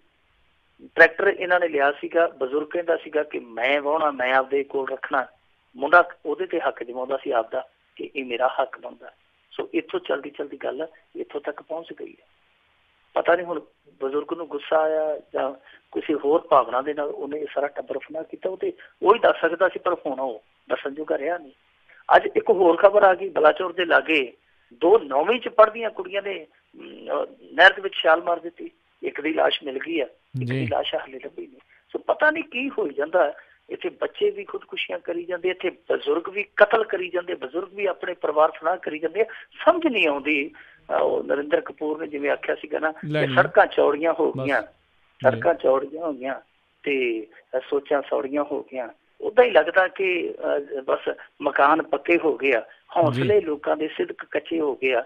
ਪਤਾ ਹੀ ਨਹੀਂ ਲੱਗਦਾ ਕਿਹੜੇ ਵੇਲੇ ਕਿੱਥੋਂ ਮਨਹੂਸ ਖਬਰ ਆ ਜਾਣੀ ਆ। ਇਹ ਬਹੁਤ ਮਨਹੂਸ ਖਬਰ ਆਈ ਆ ਕਿ ਸਾਰੇ ਦਾ ਸਾਰਾ ਟੱਬਰ ਇੱਕ ਛੋਟੀ ਜਿਹੀ ਗੱਲ ਦੇ ਪਿੱਛੇ ਫਨਾਹ ਹੋ ਗਿਆ। ਟਰੈਕਟਰ ਹੁਣ ਉੱਥੇ ਹੀ ਖੜਾ ਰਹਿ ਜਾਣਾ ਨਾ, ਨਹੀਂ ਮਿਲਣੇ ਤੇ ਉਹ ਜੀ ਨਹੀਂ ਮਿਲਣੇ। ਬਿਲਕੁਲ ਸਹੀ ਗੱਲ ਹੈ, ਬਿਲਕੁਲ ਸਹੀ ਗੱਲ ਹੈ ਮਿੰਟੂ ਜੀ। ਵੀ ਇਹ ਮਾਨਸਿਕ ਤੌਰ ਦੇ ਉੱਤੇ ਪਤਾ ਨਹੀਂ ਕਿਹੜੇ ਮਨੋਰੋਗੀ ਆਪਾਂ ਜਿਹੜੇ ਬਣਦੇ ਜਾ ਰਹੇ ਹਾਂ, ਵੀ ਨਿੱਕੀ ਨਿੱਕੀ ਗੱਲ 'ਤੇ ਇੰਨਾ ਗੁੱਸਾ, ਵੀ ਜਾਨ ਦੀ ਕੀਮਤ ਹੀ ਜਿਹੜੀ ਆ ਉਹ ਕੋਈ ਜਿਹੜਾ ਪਛਾਣਦਾ ਨਹੀਂ। ਅਤੇ ਸਰੋਤਿਓ ਇੱਕ ਅਗਲੀ ਖਬਰ ਕਰਾਂਗੇ ਅਤੇ ਉਸ ਤੋਂ ਬਾਅਦ ਦੇ ਵਿੱਚ ਫਿਰ ਆਪਾਂ ਤੁਹਾਡੀਆਂ ਕਾਲਸ ਲੈਣੀਆਂ ਸ਼ੁਰੂ ਕਰਾਂਗੇ। ਤੁਸੀਂ ਸਰੋਤਿਓ ਹੁਣ ਕਾਲ ਕਰ ਸਕੋਗੇ, ਕਾਲ ਕਰਕੇ ਮਿੰਟੂ ਜੀ ਨੂੰ ਜੇ ਕੋਈ ਸਵਾਲ ਪੁੱਛਣਾ ਚਾਹੁੰਦੇ ਹੋ ਕਰ ਸਕਦੇ ਹੋ। 408 272 52 100 ਦੇ ਉੱਤੇ, 4082725200 ਦੇ ਉੱਤੇ। ਅਗਲੀ ਜੇ ਆਪਾਂ ਗੱਲ ਕਰੀਏ, ਇੱਕ ਵਿਛੜੇ ਮੰਦਬੁੱਧੀ ਨੌਜਵਾਨ ਨੂੰ ਹਜ਼ਾਰਾਂ ਕਿਲੋਮੀਟਰ ਦੂਰ ਭਟਕਦੇ ਆਪਣੇ ਮਾਪਿਆਂ ਦੇ ਨਾਲ ਜਿਹੜਾ ਜੀ ਔਖੇ ਸੌਖੇ ਹੋ ਕੇ ਮਿਲਾਉਣ ਦੀਆਂ ਕੋਸ਼ਿਸ਼ਾਂ ਨੇ, ਜਾਂ ਕਿੱਦਾਂ ਕੀ ਉਸ ਚੀਜ਼ ਦੇ ਪਿੱਛੇ? ਜੀ ਰਾਜਕਰਨਵੀਰ ਸਿੰਘ ਜੀ, ਇਹ ਵੈਸੇ ਡਿਜੀਟਲ ਇੰਡੀਆ ਦਾ ਕਾਰਨਾਮਾ। ਉੱਦਾਂ ਅਸੀਂ ਡਿਜੀਟਲ ਇੰਡੀਆ ਨੂੰ ਅੱਜ ਕੱਲ੍ਹ ਡਿਜੀਟਲ ਇੰਡੀਆ ਕਹਿੰਦੇ ਆ ਕਿ ਸਾਰਾ ਕੰਮ ਪੁੱਠਾ ਹੀ ਹੁੰਦਾ ਜੀ, ਪਰ ਇਹ ਮੋਦੀ ਸਾਹਿਬ ਦੇ ਡਿਜੀਟਲ ਇੰਡੀਆ ਦਾ ਕਮਾਲ ਆ। ਹੋਇਆ ਇਉਂ ਕਿ ਝਾਰਖੰਡ ਦੇ ਗੜਵਾ ਜ਼ਿਲ੍ਹੇ ਦੇ ਬਰਡੀਆ ਇਲਾਕੇ ਦੇ ਇੱਕ ਟੱਬਰ ਦਾ ਮੰਦਬੁੱਧੀ ਨੌਜਵਾਨ ਸੀਗਾ, ਜਿਹੜਾ ਉਹ ਲਾਪਤਾ ਹੋ ਗਿਆ ਜੀ। ਪਤਾ ਨਹੀਂ ਕਿਸ ਹਿਸਾਬ ਦੇ ਨਾਲ ਉਹ ਤੁਰਿਆ ਤੇ ਉੱਥੋਂ ਇਸ ਇਲਾਕੇ ਤੋਂ 2500 ਕਿਲੋਮੀਟਰ ਦੂਰ ਕਰਨਾਟਕ ਦੇ ਬੰਗਲੌਰ 'ਚ ਚਲੇ ਗਿਆ। ਉੱਥੇ ਭਟਕਦੇ ਫਿਰਦੇ ਨੂੰ ਕਿਸੇ ਸੱਜਣ ਨੇ ਕਿਸੇ ਆਸ਼ਰਮ ਦੇ ਵਿੱਚ ਛੱਡ ਦਿੱਤਾ। ਆਸ਼ਰਮ ਵਾਲਿਆਂ ਨੇ ਦੇਖਿਆ ਹਫ਼ਤਾ, ਮਹੀਨਾ, 2 ਮਹੀਨੇ, 4 ਮਹੀਨੇ, ਜਦੋਂ ਉਹਨਾਂ ਨੂੰ ਲੱਗਿਆ ਕਿ ਇਹ ਤੇ ਲਾਵਾਰਸ ਹੈ, ਕਿਉਂਕਿ ਆਪ ਆਪਣਾ ਐਡਰੈਸ ਪਤਾ ਜਾਂ ਆਪਣਾ ਨਾਂ ਸਰਨਾਮਾ ਦੱਸਣ ਤੋਂ ਅਸਮਰੱਥ ਸੀ ਜੀ। ਜਿਹਨੀ ਕੋ ਉਹਨਾਂ ਦੀ ਪਹੁੰਚ ਸੀ, ਉਹਨਾਂ ਨੇ ਇਸ਼ਤਿਹਾਰ ਵਗੈਰਾ ਦਿੱਤੇ, ਆਪਣੀਆਂ ਉਹਨਾਂ ਨੇ ਜਿੰਨੀਆਂ ਵੀ ਉਹਨਾਂ ਦੀਆਂ ਜਾਣਕਾਰੀਆਂ ਸੀਗੀਆਂ ਦੂਰ ਦਰਾਡੇ ਤੱਕ, ਉਹਨਾਂ ਤੱਕ ਇਹ ਸੂਚਨਾ ਮੁਹੱਈਆ ਕਰਵਾਈ ਕਿ ਸਾਡੇ ਕੋਲ ਲਾਪਤਾ ਬੰਦਾ ਵਾ, ਲਾਪਤਾ ਮੁੰਡਾ ਵਾ, ਤੇ ਜੇ ਕਿਸੇ ਦਾ ਕੋਈ ਲਾਪਤਾ ਹੋਇਆ ਮੁੰਡਾ ਤੇ ਆ ਕੇ ਸਾਡੇ ਨਾਲ ਸੰਪਰਕ ਕਰ ਸਕਦਾ, ਪਰ ਕੋਈ ਨਹੀਂ ਆਇਆ। ਅੰਤ ਉਹਨਾਂ ਨੇ ਕਿਹਾ ਕਿ ਇਹਦਾ ਘਰ ਨਹੀਂ, ਕਿਉਂ ਨਾ ਆਪਾਂ ਇਸ ਆਸ਼ਰਮ ਦਾ ਹੀ ਇਹਨੂੰ ਮੈਂਬਰ ਬਣਾ ਦਈਏ, ਘਰ ਦਾ ਹੀ ਇਸ ਦਾ ਮੈਂਬਰ ਪੱਕਾ ਹੀ ਬਣਾ ਦਈਏ। ਮੈਂ ਕਿਹਾ ਠੀਕ ਆ, ਸਲਾਹ ਕੀਤੀ ਤੇ ਕਹਿੰਦੇ ਚਲੋ ਇਹਦਾ ਆਧਾਰ ਕਾਰਡ ਬਣਾ ਦਈਏ। ਆਧਾਰ ਕਾਰਡ ਲਈ ਜਦੋਂ ਰਾਜਕਰਨਵੀਰ ਸਿੰਘ ਜੀ ਉਸ ਸੈਂਟਰ ਤੇ ਗਿਆ, ਸੈਂਟਰ ਦੇ ਵਿੱਚ ਜਦੋਂ ਅੱਖਾਂ ਦੀਆਂ ਪੁਤਲੀਆਂ ਦੇ ਨਿਸ਼ਾਨ ਲੈਣੇ ਪਏ, ਕਿਉਂਕਿ ਲੈਣੇ ਪੈਂਦੇ ਆ ਨਾ, ਜਿਹੜੀ ਫਿੰਗਰ ਪ੍ਰਿੰਟਸ ਹੁੰਦੇ ਆ, ਦੂਸਰੇ ਅੱਖਾਂ ਦੀਆਂ ਪੁਤਲੀਆਂ ਦਾ ਜੋ ਉਹ ਖਿੱਚਦੇ ਸਕੈਨ ਜਿਹਾ ਕਰਦੇ, ਬਾਇਓਮੈਟ੍ਰਿਕ ਕਰਦੇ, ਜਦੋਂ ਉਹਨਾਂ ਨੇ ਹਾਂਜੀ ਬਾਇਓਮੈਟ੍ਰਿਕ ਕਰਦੇ ਆ, ਤਾਂ ਉਹ ਜਦੋਂ ਕੀਤਾ ਨਾਲ ਦੀ ਨਾਲ ਉਹਦਾ ਸਾਰਾ ਬਾਇਓਡਾਟਾ ਜਿਹੜਾ ਉਹ ਫਲੈਸ਼ ਹੋ ਗਿਆ ਕੰਪਿਊਟਰ ਤੇ, ਕਿਉਂਕਿ ਉਹਦਾ ਉੱਥੇ ਆਧਾਰ ਕਾਰਡ ਬਣਿਆ ਹੋਇਆ ਸੀਗਾ, ਪਹਿਲਾ ਆਧਾਰ ਕਾਰਡ ਬਣਿਆ ਹੋਇਆ ਸੀ। ਨਾਲ ਦੀ ਨਾਲ ਐਡਰੈਸ ਆ ਗਿਆ, ਟੈਲੀਫੋਨ ਨੰਬਰ ਆ ਗਿਆ, ਸਾਰਾ ਕੁਛ ਆ ਗਿਆ। ਤੇ ਉਹਨਾਂ ਨੇ ਕਿਸੇ ਬਹੁਤ ਖੁਸ਼ੀ ਮਨਾਈ ਕਿ ਤੇ ਮੁੰਡੇ ਦੇ ਮਾਪੇ ਲੱਭ ਗਏ। ਉਹਨਾਂ ਨੇ ਟੈਲੀਫੋਨ ਕੀਤਾ, ਉਹ ਤੇ ਪਹਿਲਾਂ ਹੀ ਵਿਲਕਣ ਡਏ ਸਨ ਕਿ ਸਾਡਾ ਮੁੰਡਾ ਕਿੱਥੇ ਚਲਾ ਗਿਆ। ਸੋ ਉਹ ਫਿਰ ਭੱਜੇ ਆਏ। ਤੇ ਕਮਾਲ ਦੀ ਗੱਲ ਆ ਕਿ ਵਿਛੜਿਆਂ ਦੇ ਮੇਲਿਆਂ ਦਾ ਆਧਾਰ ਬਣਿਆ ਆਧਾਰ ਕਾਰਡ। ਸੋ ਉਹ ਮੰਦਬੁੱਧੀ ਨੌਜਵਾਨ ਸੀ ਜਿਹੜਾ ਹਜ਼ਾਰਾਂ ਕਿਲੋਮੀਟਰ ਘਰ ਤੋਂ ਦੂਰ ਆ ਗਿਆ, ਇੱਕ ਆਧਾਰ ਕਾਰਡ ਨੇ ਐਸਾ ਆਧਾਰ ਬਣਾਇਆ ਕਿ ਉਹ ਵਾਪਸ ਆਪਣੇ ਮਾਪਿਆਂ ਦੀ ਬੁੱਕਲ 'ਚ ਚਲੇ ਗਿਆ। ਜੀ ਜੀ ਬਿਲਕੁਲ ਜੀ, ਬਹੁਤ ਵਧੀਆ ਜਿਹੜਾ ਰਿਹਾ ਵੀ ਇੱਦਾਂ ਜਿਹੜਾ ਮਿਲ ਗਿਆ। ਬਿਲਕੁਲ ਟੈਕਨੋਲੋਜੀ ਦਾ ਵਾਧਾ ਵੀ ਜਿਹੜਾ ਕਿਤੇ ਨਾ ਕਿਤੇ ਆਪਾਂ ਨੂੰ ਦੇਖਣ ਨੂੰ ਮਿਲਦਾ ਆ। ਅਤੇ ਸੋਚੋ ਤੁਸੀਂ ਹੁਣ ਕਾਲ ਕਰ ਸਕਦੇ ਹੋ ਮਿੰਟੂ ਜੀ ਨੂੰ।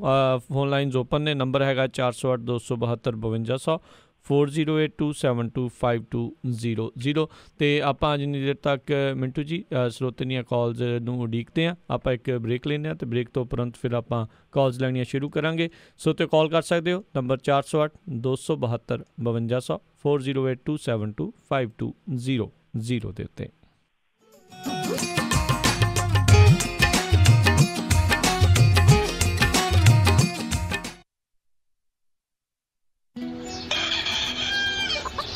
हर चढ़दी सवेर तो टलदी रात ताईं,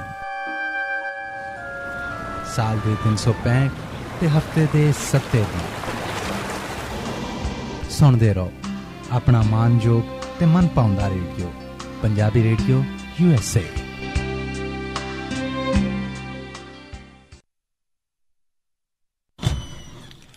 ਉਹ ਕਿੱਥੇ ਰਹਿ ਗਏ ਸੀ ਤੁਸੀਂ? ਮੈਂ ਕਾਦਾ ਉਡੀਕੀ ਜਾਣਾ ਤੁਹਾਨੂੰ। ਆ ਲਓ ਸਾਰਾ ਸਮਾਨ। ਇਹ ਇੰਨਾ ਸਾਰਾ ਸਮਾਨ? ਹੋਰ ਕੀ, ਹੁਣ ਮੈਂ ਸਾਰੀਆਂ ਕੁੜਤੀਆਂ ਵੀ ਲੈ ਆਈਆਂ, ਤੁਹਾਡੀਆਂ ਪੱਗਾਂ ਵੀ ਆ ਗਈਆਂ, ਮੁੰਡੇ ਦੀ ਸ਼ੇਰਵਾਨੀ ਵੀ ਲੈ ਆਈਆਂ ਤੇ ਰੁਮਾਲਾ ਸਾਹਿਬ ਵੀ ਲੈ ਆਈਆਂ। ਤੇ ਨਾਲੇ ਮੈਂ ਇੱਕ ਸਲਾਹ ਕਰਨੀ ਸੀ ਤੁਹਾਡੇ ਨਾਲ। ਹੁਣ ਆਪਣਾ 골ਡ ਖਰੀਦਣ ਵਾਲਾ ਹੀ ਰਹਿ ਗਿਆ ਤੇ ਕੱਲ ਤੁਸੀਂ ਮੇਰੇ ਨਾਲ ਚੱਲਿਓ। ਕਿੱਥੋਂ ਲੈਣਾ ਉਹ? ਬੱਗਾ ਪੈਲੇਸ ਤੋਂ ਹੀ। ਉਹਨਾਂ ਕੋਲ ਬਹੁਤ ਵਧੀਆ ਵੈਰਾਈਟੀ ਹੈ। ਅੱਛਾ। ਹਾਂ, ਆਪਾਂ ਉੱਥੋਂ ਸੋਨਾ ਵੀ ਖਰੀਦ ਸਕਦੇ ਆ ਤੇ ਨਾਲੇ ਜੇ ਕੱਲ ਨੂੰ ਲੋੜ ਪੈ ਜੇ ਤਾਂ ਸੋਨੇ ਦੇ ਬਦਲੇ ਕੈਸ਼ ਵੀ ਲੈ ਸਕਦੇ ਆ। ਲੈ ਆ ਤਾਂ ਬਹੁਤ ਵਧੀਆ, ਮੈਂ ਤਾਂ ਜਾਣਾ ਹੀ ਸੀ ਉਹਨਾਂ ਵੱਲੋਂ ਡੈਕੋਰੇਸ਼ਨ ਦਾ ਸਮਾਨ ਲੈਣ। ਬੱਗਾ ਪੈਲੇਸ, ਤੁਹਾਡੀਆਂ ਬਹੁਤ ਸਾਰੀਆਂ ਲੋੜਾਂ ਲਈ ਇੱਕੋ ਥਾਂ। ਵਿਆਹ ਦੇ ਲਈ ਡੋਲੀ, ਮੰਡਪ, ਜਾਗੋ ਨਾਈਟ ਤੇ ਮਹਿੰਦੀ ਨਾਈਟ ਦਾ ਸਮਾਨ ਤੇ ਘੱਗਰੇ ਵੀ ਰੈਂਟ ਤੇ ਬੱਗਾ ਪੈਲੇਸ ਤੋਂ ਲੈ ਸਕਦੇ ਹੋ। Bagga Palace 6618 Florin Road, Sacramento. ਹੋਰ ਜਾਣਕਾਰੀ ਲਈ ਰੋਹਿਤ ਜੀ ਨੂੰ ਕਾਲ ਕਰੋ 9163931872 916 393 1872।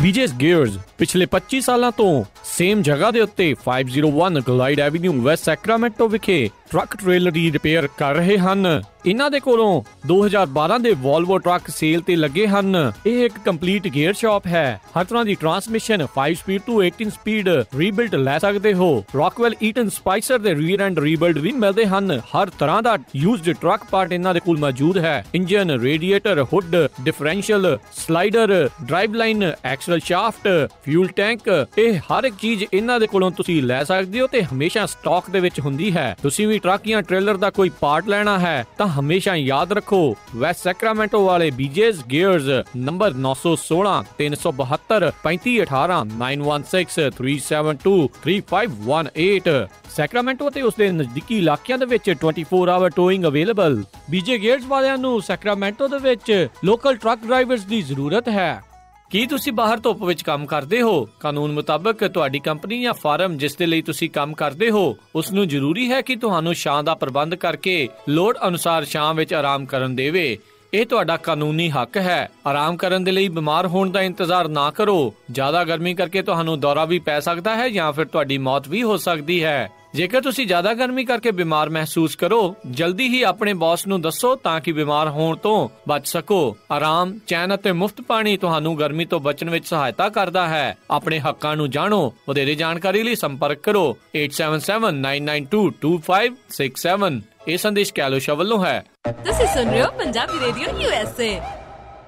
ਮੁਸੀਬਤਾਂ ਕਦੇ ਵੀ ਦੱਸ ਕੇ ਨਹੀਂ ਆਉਂਦੀਆਂ, ਇਸ ਲਈ ਖਾਲਸਾ ਇੰਸ਼ੋਰੈਂਸ ਏਜੰਸੀ ਦੇ ਲਾਈਫ ਇੰਸ਼ੋਰੈਂਸ ਪਲਾਨਸ ਲਾਈਫ ਦੇ ਵਿੱਚ ਮੁਸੀਬਤਾਂ ਲਈ ਹਮੇਸ਼ਾ ਰਹੋ ਤਿਆਰ। ਇਸ ਦੇ ਬਾਰੇ ਕੋਈ ਵੀ ਜਾਣਕਾਰੀ ਲਈ ਕਾਲ ਕਰੋ ਖਾਲਸਾ ਇੰਸ਼ੋਰੈਂਸ ਏਜੰਸੀ 408 272 2500 4082722500। ਮੈਂ ਕਹਿੰਨੀ ਆ ਜੀ ਮੁੰਡੇ ਦਾ ਆਪਾਂ ਵਿਆਹ ਤਾਂ ਧਰ ਲਿਆ, ਪਰ ਮੈਨੂੰ ਤਾਂ ਐ ਲੱਗਦਾ ਵੀ ਟੈਨਸ਼ਨਾਂ ਨੂੰ ਹੀ ਘਰ ਕਰ ਲਿਆ। ਹਰ ਕੋਈ ਪੁੱਛਦਾ ਵੀ ਕੋਈ ਹਾਲ ਹੁਲ ਬੁੱਕ ਕਰ ਲਿਆ ਕਿ ਨਹੀਂ ਕਰ ਲਿਆ। ਉਹ ਭਾਗਵਾਨ ਨੇ ਐਵੇਂ ਨਾ ਜਾ ਘਬਰਾਈ, ਫਲਮਿੰਗੋ ਪੈਲਸ ਵਾਲਿਆਂ ਨੂੰ ਦੇ ਆਇਆ ਸਾਈ ਬਈ 1200 ਤੇ 700 ਦੀ ਕਪੈਸਿਟੀ ਵਾਲੇ 2 ਹਾਲ ਨੇ ਸੈਕਰਾਮੈਂਟੋ ਚ। ਬਲੇਹੋ ਚ ਵੀ 500 ਦੀ ਕਪੈਸਿਟੀ ਵਾਲਾ ਇੱਕ ਹਾਲ ਹੈਗਾ ਨਾ। ਹਾਲ ਚ ਫੁੱਲ ਬੱਤੀਆਂ ਵੀ ਲਾਉਣੇ ਆ ਤੇ ਵਿਆਹ ਦੀ ਭਾਜੀ ਚ ਸ਼ੱਕਰ ਪਾਰੇ ਵੀ ਪਾਉਣੇ ਆ। ਉਹ ਭਾਗਵਾਨੇ ਤੂੰ ਦਿਲ ਚ ਜਮਾ ਨਾ ਰੱਖ ਸ਼ੱਕ, ਉਹ ਸਾਰਾ ਕੁਝ ਹੀ ਦਿੰਦੇ ਆ ਚੱਕ। ਜੀ ਹਾਂ, ਫਲੇਮਿੰਗੋ ਪੈਲੇਸ ਵਾਲਿਆਂ ਕੋਲ ਆਪਣਾ ਫੰਕਸ਼ਨ ਬੁੱਕ ਕਰਾਓ ਤੇ ਟੈਨਸ਼ਨ ਫ੍ਰੀ ਹੋ ਕੇ ਪ੍ਰਾਹੁਣਿਆਂ ਵਾਂਗੂ ਆਓ। ਉਹ ਦਿੰਦੇ ਨੇ ਪੂਰੇ ਕੈਲੀਫੋਰਨੀਆ 'ਚ ਕੇਟਰਿੰਗ ਦੀ ਸਰਵਿਸ, ਡੈਕੋਰੇਸ਼ਨ, ਡੀਜੇ, ਫੁੱਲ ਬਾਰ, ਭਾਜੀ ਤੇ ਮਠਿਆਈ ਦਾ ਪ੍ਰਬੰਧ ਵੀ ਕਰਦੇ ਨੇ। ਵਧੇਰੇ ਜਾਣਕਾਰੀ ਲਈ ਕਾਲ ਪੌਲ 5103258433 510 325 8433 916 334 6000 916 334 6000। ਸਾਰੇ ਪੰਜਾਬੀਆਂ ਦੇ ਦਿਲਾਂ ਦੀ ਧੜਕਣ ਤੁਹਾਡਾ ਆਪਣਾ ਪੰਜਾਬੀ ਰੇਡੀਓ USA, ਧੜਕਦੇ ਦਿਲਾਂ ਦੇ ਨਾਲ।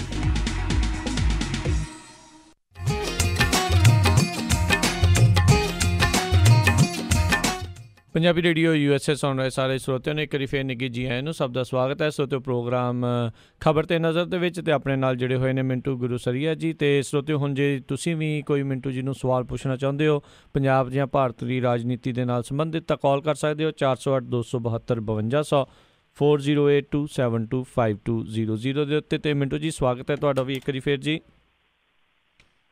ਸ਼ੁਕਰੀਆ ਜੀ ਰਾਜਕਰਮ ਜੀ। ਤੇ ਆਓ ਆਪਾਂ ਹੁਣ ਆਪਣੇ ਕਾਲਰਸ ਉਹਨਾਂ ਦੇ ਨਾਲ ਗੱਲਬਾਤ ਕਰਦੇ ਹਾਂ। ਆਪਣੇ ਨਾਲ ਜੁੜ ਚੁੱਕੇ ਨੇ ਬਲਵਿੰਦਰ ਸਿੰਘ ਜੀ, ਸਵਾਗਤ ਹੈ। ਸਤਿ ਸ਼੍ਰੀ ਅਕਾਲ। ਸਤਿ ਸ਼੍ਰੀ ਅਕਾਲ ਵੀਰ ਜੀ, ਦੋਵਾਂ ਵੀਰਾਂ ਨੂੰ ਸਤਿ ਸ਼੍ਰੀ ਅਕਾਲ ਜੀ। ਮੇਰਾ ਕੁਐਸਚਨ ਹੀ, ਮੈਂ ਮਿੰਟੂ ਜੀ ਦਾ ਵਿਊ ਲੈਣਾ ਚਾਹੁੰਦਾ ਹਾਂ।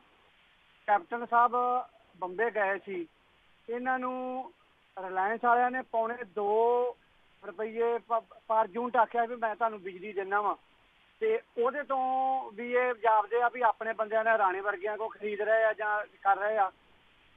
ਬਾਕੀ ਔਰਬਿਟ ਦੀਆਂ ਬੱਸਾਂ ਤਾਂ ਫੇਰ ਟਾਈਮ ਸੇਮ ਦੇ ਸੇਮ ਹੀ ਕਰਦੇ। ਕੀ ਇਹ ਪੱਗਾਂ ਦਾ ਰੰਗ ਬਦਲੀ ਕੀਤਾ, ਹੋਰ ਤੇ ਕੋਈ ਨਹੀਂ ਲੱਗਦਾ। ਕੀ ਵੀ ਦਿੰਦੇ ਮਿੰਟੂ ਜੀ? ਥੈਂਕ ਯੂ ਜੀ। ਦੇਖੋ, ਜਿਹੜੀ ਬਿਜਲੀ ਵਾਲੀ ਉਹਨਾਂ ਨੇ ਪੇਸ਼ਕਸ਼ ਕੀਤੀ ਸੀਗੀ, ਉਹ ਬਿਜਲੀ ਲੈ ਕੇ ਤੇ ਜਿਹੜੀ ਆਹ ਬਿਜਲੀ ਇਹਨੂੰ ਕਿੱਧਰ ਘੱਲਣਗੇ? ਇਹਦੀ ਤਾਂ ਇੱਕ ਸਮੱਸਿਆ ਨਾ। ਬਿਜਲੀ ਸਰਪਲਸ ਤੇ ਪਹਿਲਾਂ ਹੀ ਆ, ਸੁਖਬੀਰ ਸਿੰਘ ਬਾਦਲ ਨੇ ਬਿਜਲੀ ਤੇ ਡੋਲ ਕੇ ਬੁਰਾ ਹਾਲ ਕਰ ਛੱਡਿਆ। ਇਹ ਗੱਲ ਵੱਖਰੀ ਹੈ ਕਿ ਨਿੱਜੀ ਥਰਮਲ ਪਲਾਂਟਾਂ ਨੇ ਪੰਜਾਬ ਨੂੰ ਰੱਜ ਕੇ ਲੁੱਟਿਆ ਤੇ ਰੱਜ ਕੇ ਲੁੱਟਣਾ ਹਾਲੇ ਕਈ 20-25 ਸਾਲ ਹੋਰ ਜੀ। ਇਹ ਗੱਲ ਵੱਖਰੀ ਆ ਕਿ ਬਿਜਲੀ ਸਰਪਲਸ ਹੈ, ਉਹਨਾਂ ਨੇ ਕੀਤੀ ਹੈ, ਪਰ ਉਹ ਕਿਸ ਤਰੀਕੇ ਨਾਲ ਕੀਤੀ ਹੈ ਉਹ ਵੱਖਰਾ ਚਰਚਾ ਦਾ ਵਿਸ਼ਾ। ਜਿਹੜਾ ਤੁਸੀਂ ਉਹ ਟਾਈਮ ਟੇਬਲ ਵਾਲੀ ਗੱਲ ਕੀਤੀ ਹੈ ਨਾ, ਉਹ ਬੜੀ ਕੰਮ ਦੀ ਗੱਲ ਕੀਤੀ ਹੈ ਤੁਸੀਂ। ਉਹ ਸਾਰਿਆਂ ਨੂੰ ਹੈਰਾਨ ਕਰਨ ਵਾਲੀ ਖਬਰ ਆ ਕਿ ਮਲੋਟ ਤੋਂ ਜਾਂ ਫਰੀਦਕੋਟ, ਕੋਟਕਪੂਰਾ, ਮੋਗਾ ਇੱਧਰ ਨੂੰ ਜਿਹੜੇ ਰੂਟ ਜਾਂਦੇ ਆ, ਉਹ RTA ਫਿਰੋਜ਼ਪੁਰ ਰੇਂਜ ਪੈਂਦੀ ਹੈ ਉੱਧਰ ਨੂੰ। ਤਾਂ ਉਹ ਜਿਹੜਾ ਟਾਈਮ ਟੇਬਲ ਇਹਨਾਂ ਨੇ ਬਣਾਇਆ ਫਿਰੋਜ਼ਪੁਰ ਵਾਲੇ RTA ਨੇ ਲਾਗੂ ਕੀਤਾ, ਉਹਦੇ 'ਚ ਤੇ ਸਾਫ਼ ਤੌਰ ਤੇ ਦਿਸਦਾ ਪਿਆ ਕਿ ਕੀ ਕੁਛ ਹੋਇਆ। ਯਾਨੀ 3 ਮਿੰਟ ਅੱਗੇ ਰੋਡਵੇਜ਼ ਨੂੰ ਆ, ਵਿਚਾਲੇ ਵੱਡੇ ਘਰਾਂ ਦੀ ਬੱਸ ਆ ਗਈ, ਉਹਨੂੰ 7 ਮਿੰਟ ਆ, ਪਿੱਛੇ ਫੇਰ ਕੋਈ ਸਰਕਾਰੀ ਬੱਸ ਆ ਗਈ ਆ, ਉਹਦੇ ਕੋਲ 3 ਜਾਂ 4 ਮਿੰਟ ਆ, ਉਦੋਂ ਪਿੱਛੇ ਫੇਰ ਵੱਡਿਆਂ ਦੀ ਬੱਸ ਆ ਗਈ ਆ, ਉਹਦੇ ਕੋਲ 6 ਜਾਂ 8 ਮਿੰਟ ਆ। ਤਾਂ ਉਹਨੂੰ ਦੇਖ ਕੇ ਲੱਗਦਾ ਕਿ ਇਹ ਸਾਰਾ ਕੰਮ ਕਰ ਰਿਹਾ ਜਿਹੜਾ ਉਹ ਜਾਂ ਤੇ ਉਤਲਿਆਂ ਨੂੰ ਦੱਸੇ ਬਗੈਰ ਹੇਠਲੇ ਕਰੀ ਜਾਂਦੇ ਆ, ਜਿਨ੍ਹਾਂ ਨੂੰ ਕਿਸੇ ਨੂੰ ਭਰਤੀ ਕੀਤਾ ਹੋ ਸਕਦਾ, ਜਾਂ ਕਿਸੇ ਨੂੰ ਬਦਲਾਇਆ ਹੋ ਸਕਦਾ, ਜਾਂ ਕਿਸੇ ਨੂੰ ਪ੍ਰਮੋਟ ਕੀਤਾ ਹੋ ਸਕਦਾ, ਤੇ ਜਾਂ ਫਿਰ ਸਾਰਾ ਕੁਛ ਉੱਤੋਂ ਹੇਠਾਂ ਇੱਕ ਹੋਇਆ ਪਿਆ। ਸਮਝ ਤੋਂ ਪਰੇ ਦੀ ਗੱਲ ਆ। ਪਰ ਇਹ ਟਾਈਮ ਟੇਬਲ ਵੇਖ ਕੇ ਮੈਂ ਤੇ ਆਪ ਤੁਹਾਡੇ ਵਾਂਗੂ ਸਵੇਰ ਦਾ ਸਖਤੇ 'ਚ ਆ ਕਿ ਜੇ ਹੁਣ ਵੀ ਰੋਡਵੇਜ਼ ਦੀ ਜੂਨ ਨਾ ਸੁਧਰੀ ਤੇ ਫਿਰ ਤੇ ਉਹਨੂੰ ਪੱਕੇ ਤੌਰ ਤੇ ਕੱਚੇ ਲਾ ਕੇ ਬਿਠਾ ਦੇਣਾ ਚਾਹੀਦਾ, ਕਿਉਂਕਿ ਫਿਰ ਉਹਦੀ ਜੂਨ ਸੁਧਰਨੀ ਵੀ ਨਹੀਂ। ਜੀ ਬਿਲਕੁਲ ਸਹੀ ਗੱਲ ਆ ਮਿੰਟੂ ਜੀ। ਜਿੱਦਾਂ ਉਹਨਾਂ ਨੇ ਕਿਹਾ ਵੀ ਬਸ ਪੱਗਾਂ ਦੇ ਹੀ ਰੰਗ ਵੱਖੇ ਹੋਏ ਨੇ, ਕੰਮ ਉਹੀ ਚੱਲੀ ਜਾਂਦਾ। ਅਗਲੇ ਕਾਲਰ ਆਪਣੇ ਨਾਲ ਜੁੜੇ ਨੇ ਰਾਜ ਜੀ, ਸਵਾਗਤ ਹੈ। ਸਤਿ ਸ਼੍ਰੀ ਅਕਾਲ। ਹਾਂਜੀ, ਸਤਿ ਸ਼੍ਰੀ ਅਕਾਲ ਜੀ। ਸਤਿ ਸ਼੍ਰੀ ਅਕਾਲ। ਹਾਂਜੀ, ਮੇਰਾ ਸਵਾਲ ਹੈ ਜੀ, ਆਪਣਾ ਜਿਹੜਾ ਕਿਸਾਨ ਅੰਦੋਲਨ ਚੱਲਦਾ ਸੀਗਾ ਉਹਦੀ ਕੀ ਅਪਡੇਟ ਆ? ਤੇ ਇੱਕ ਸਵਾਲ ਇਹ ਹੈ ਜੀ ਕਿ ਉਹ ਅੰਦੋਲਨ ਜਿਹੜਾ ਆਪਣੇ ਅੰਨਾ ਹਜ਼ਾਰੇ ਦੇ ਅੰਦੋਲਨ ਵਾਂਗੂ ਕੋਈ ਦੇਸ਼ ਵਿਆਪੀ ਬਣ ਸਕੂਗਾ, ਜਾਂ ਉੱਥੇ ਕੋਈ ਚਿਹਰਾ ਜਿਵੇਂ ਅੰਨਾ ਹਜ਼ਾਰੇ ਸੀ ਉਸ ਅੰਦੋਲਨ ਦਾ ਚਿਹਰਾ ਕੋਈ ਬਣ ਸਕੂਗਾ? ਤੇ ਦੂਜੀ ਮੇਰੀ ਹੈਗਾ ਜੀ ਸਵਾਲ, ਆਪਣਾ ਜਿਹੜੀ ਸ਼ਰਾਬ ਗਵਾਚੀ ਹੈ ਉੱਥੋਂ ਲੈਬਾਰਟਰੀ ਦੇ ਵਿੱਚੋਂ, ਉਹ ਗਵਾਚੀ ਹੈ ਜਾਂ ਅਮਾਨਤ 'ਚ ਖਿਆਮਤ ਹੋ ਗਈ? ਕਿਉਂਕਿ ਸਕਾਜ ਤਾਂ ਮਹਾਰਾਜਾ ਸਾਹਿਬ ਦੀ ਪਹਿਲੀ ਪਸੰਦ ਹੈ ਜੀ। ਧੰਨਵਾਦ ਜੀ। ਚਲੋ ਉਹ ਨਹੀਂ, ਉਹ ਤੇ ਚਲੋ ਉਹਨਾਂ ਨੇ ਤੇ ਕੀ ਕਰਨੀ ਹੈ, ਉਹਨਾਂ ਨੇ ਤੇ ਇਨਵੈਸਟੀਗੇਸ਼ਨ ਦੇ ਹੁਕਮ ਦਿੱਤੇ ਆ। ਕੋਈ ਆਪਣੇ ਆਪ ਤੇ ਥੋੜੀ ਕੋਈ ਇਨਵੈਸਟੀਗੇਸ਼ਨ ਕਰਾਉਂਦਾ। ਚਲੋ ਉਹ ਤੁਹਾਡਾ ਇੱਕ ਲਾਈਟ ਮੋਡ ਦੇ ਵਿੱਚ ਸਵਾਲ ਆ, ਉਹਨੂੰ ਆਪਾਂ ਛੱਡੀਏ। ਆਹ ਜਿਹੜਾ ਤੁਸੀਂ ਸਵਾਲ ਕੀਤਾ ਨਾ, ਮੈਂ ਕਮਾਲ ਦਾ ਸਵਾਲ ਕੀਤਾ ਤੁਸੀਂ। ਆਮ ਬੰਦੇ ਨੂੰ ਇਹ ਚੇਤਾ ਹੀ ਨਹੀਂ ਗਾ ਕਿ ਸਾਡੇ ਮੁਲਕ ਦੇ ਵਿੱਚ ਕੋਈ ਕਿਸਾਨ ਅੰਦੋਲਨ ਵੀ ਚੱਲ ਰਿਹਾ ਹੈ, ਔਰ ਬਹੁਤ ਘੱਟ ਲੋਕਾਂ ਨੂੰ ਪਤਾ ਹੋਣਾ ਕਿ ਕਿਸਾਨਾਂ ਨੇ ਜੰਤਰ ਮੰਤਰ ਤੇ ਸੰਸਦ ਵੀ ਲਾਈ ਆਪਦੀ ਜੀ। ਕਿਸਾਨ ਮੁਕਤੀ ਸੰਸਦ।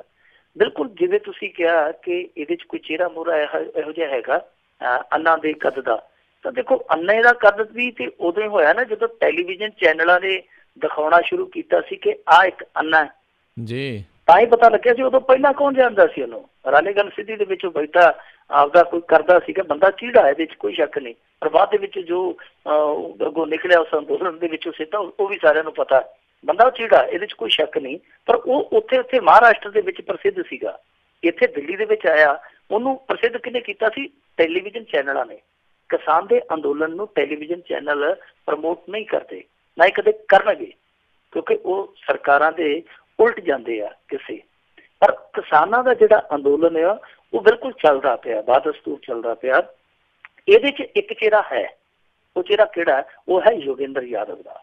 ਯੋਗੇਂਦਰ ਯਾਦਵ ਮਰਾਠਵਾੜਾ ਤੋਂ ਲੈ ਕੇ ਜਾਂ ਇੱਧਰ ਨੂੰ ਆ ਜਾਈਏ ਥੱਲੇ ਨੂੰ ਯੂਪੀ ਸਾਈਡ ਨੂੰ, ਮਰਾਠਵਾੜਾ ਤੋਂ ਲੈ ਕੇ ਸਾਰੇ ਭਾਰਤ ਦਾ ਇਹ ਹੁਣ ਤੱਕ ਭ੍ਰਮਣ ਕਰ ਚੁੱਕਾ, ਤੁਰਿਆ ਫਿਰਦਾ, ਕਿਸਾਨਾਂ ਨੂੰ ਲਾਮਬੰਦ ਵੀ ਕਰਦਾ, ਸੁਪਰੀਮ ਕੋਰਟ ਤੱਕ ਵੀ ਗਿਆ। ਇਹਦਾ ਸਾਥੀ ਹੈ ਪ੍ਰਸ਼ਾਂਤ ਭੂਸ਼ਣ, ਵੈਸੇ ਇਹਨਾਂ ਨੂੰ ਅਰਵਿੰਦ ਕੇਜਰੀਵਾਲ ਦੇ ਪੁਰਾਣੇ ਸਾਥੀ ਵੀ ਕਹਿ ਲਈਏ ਤੇ ਥੋੜੀ ਜਿਹੀ ਯਾਦ ਤਾਜ਼ਾ ਹੋ ਜਾਊਗੀ, ਉਹਦੇ ਵੀ ਪੁਰਾਣੇ ਸਾਥੀ ਆ। ਸੋ ਇਹ ਇੱਕ ਲੜਾਈ ਲੜਦੇ ਪਏ ਆ। ਹੌਲੀ ਹੌਲੀ ਕੀ ਕਰਦੇ ਪਏ ਆ ਕਿ ਜਿਹੜੇ ਕਿਸਾਨ ਸੰਗਠਨ ਆਪੋ ਵਿੱਚ ਦੀ ਸ਼ਰੀਕੇਬਾਜ਼ੀ ਜੀ ਰੱਖੀ ਬੈਠੇ ਸੀਗੇ, ਇਹ ਉਹਨਾਂ ਨੂੰ ਇੱਕ ਮੰਚ ਤੇ ਲਿਆ ਰਹੇ ਆ। ਪਹਿਲਾਂ ਤਾਂ ਪਲੇਟਫਾਰਮ ਤੇ ਆਗੂਆਂ ਨੂੰ ਲਿਆ ਰਹੇ ਆ। ਸੋ ਆਗੂ ਆ ਜਿਹੜੇ ਉਹ ਆਪਣੀਆਂ ਜਾਂ ਤੇ ਜਿਹੜੀਆਂ ਛੋਟੀਆਂ ਇਹਨਾਂ ਨੇ ਬਣਾਈਆਂ ਸਨ ਯੂਨੀਅਨਾਂ, ਉਹ ਖਤਮ ਕਰਕੇ ਇੱਕ ਯੂਨੀਅਨ ਦੇ ਰੂਪ ਦੇ ਵਿੱਚ ਆ ਰਹੇ ਇੱਕ ਮੰਚ ਤੇ, ਜਾਂ ਉਹ ਸਾਰੇ ਆਪੋ ਵਿੱਚ ਦੀ ਰਲ ਕੇ ਇੱਕ ਮੰਚ ਤੇ ਆ ਰਹੇ ਆ। ਬਹੁਤ ਸਾਰੀਆਂ ਰਾਜਾਂ ਦੇ ਇਸ ਤਰ੍ਹਾਂ ਦੇ ਸੰਗਠਨ ਹੈ ਜਿਹੜੇ ਉਹ ਇੱਕ ਹੋ ਕੇ ਇਸ ਅੰਦੋਲਨ ਦੇ ਨਾਲ ਤੁਰੇ ਆ। ਦੇਸ਼ ਵਿਆਪੀ ਅੰਦੋਲਨ ਬਣੇਗਾ। ਉਹਦੇ 'ਚ ਇਹ ਆ ਕਿ ਦੇਖੋ ਦੇਸ਼ ਵਿਆਪੀ ਅੰਦੋਲਨ ਉਦਣ ਬਣਨਾ ਸਰਦਾਰ ਸਾਹਿਬ ਜਿੱਦਣ ਇੱਥੋਂ ਦਾ ਕਿਸਾਨ ਔਰ ਮਜ਼ਦੂਰ ਇੱਕ ਹੋਣਗੇ, ਕਿਉਂਕਿ ਬਹੁਤ ਲੰਮਾ ਸਮਾਂ ਇਸੇ ਗੱਲ ਦੇ ਵਿੱਚ ਹੀ ਕਿਸਾਨ ਖਾਤਾ ਖਾਂਦੇ ਰਹੇ, ਕਿਸਾਨ ਘਾਟਾ ਖਾਂਦੇ ਰਹੇ, ਕਿਉਂਕਿ ਇੱਕ ਜ਼ਿਮੀਂਦਾਰ ਸੀ, ਦੂਸਰਾ ਮਜ਼ਦੂਰ ਸੀ।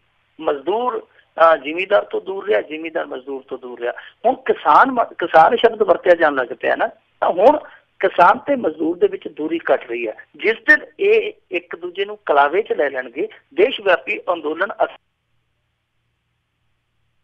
ਜੀ ਮਿੰਟੂ ਜੀ, ਕਿਤੇ ਇਹ ਵੀ ਚੀਜ਼ ਨਾਲ ਨਜ਼ਰ ਆਉਂਦੀ ਹੈ ਵੀ ਸਰਕਾਰ ਵੱਲੋਂ ਵੀ ਬਹੁਤ ਸਾਰੀਆਂ ਜਿਹੜੀਆਂ ਕਿਸਾਨਾਂ ਦੇ ਨਾਂ ਦੇ ਉੱਤੇ ਜਥੇਬੰਦੀਆਂ ਬਣਾਈਆਂ ਜਾਂਦੀਆਂ ਆ, ਉਹ ਇਹਨਾਂ ਦੇ ਵਿੱਚ ਆਪਸ ਦੇ ਵਿੱਚ ਪਾੜ ਪਾਉਣ ਨੂੰ ਹੀ ਆ।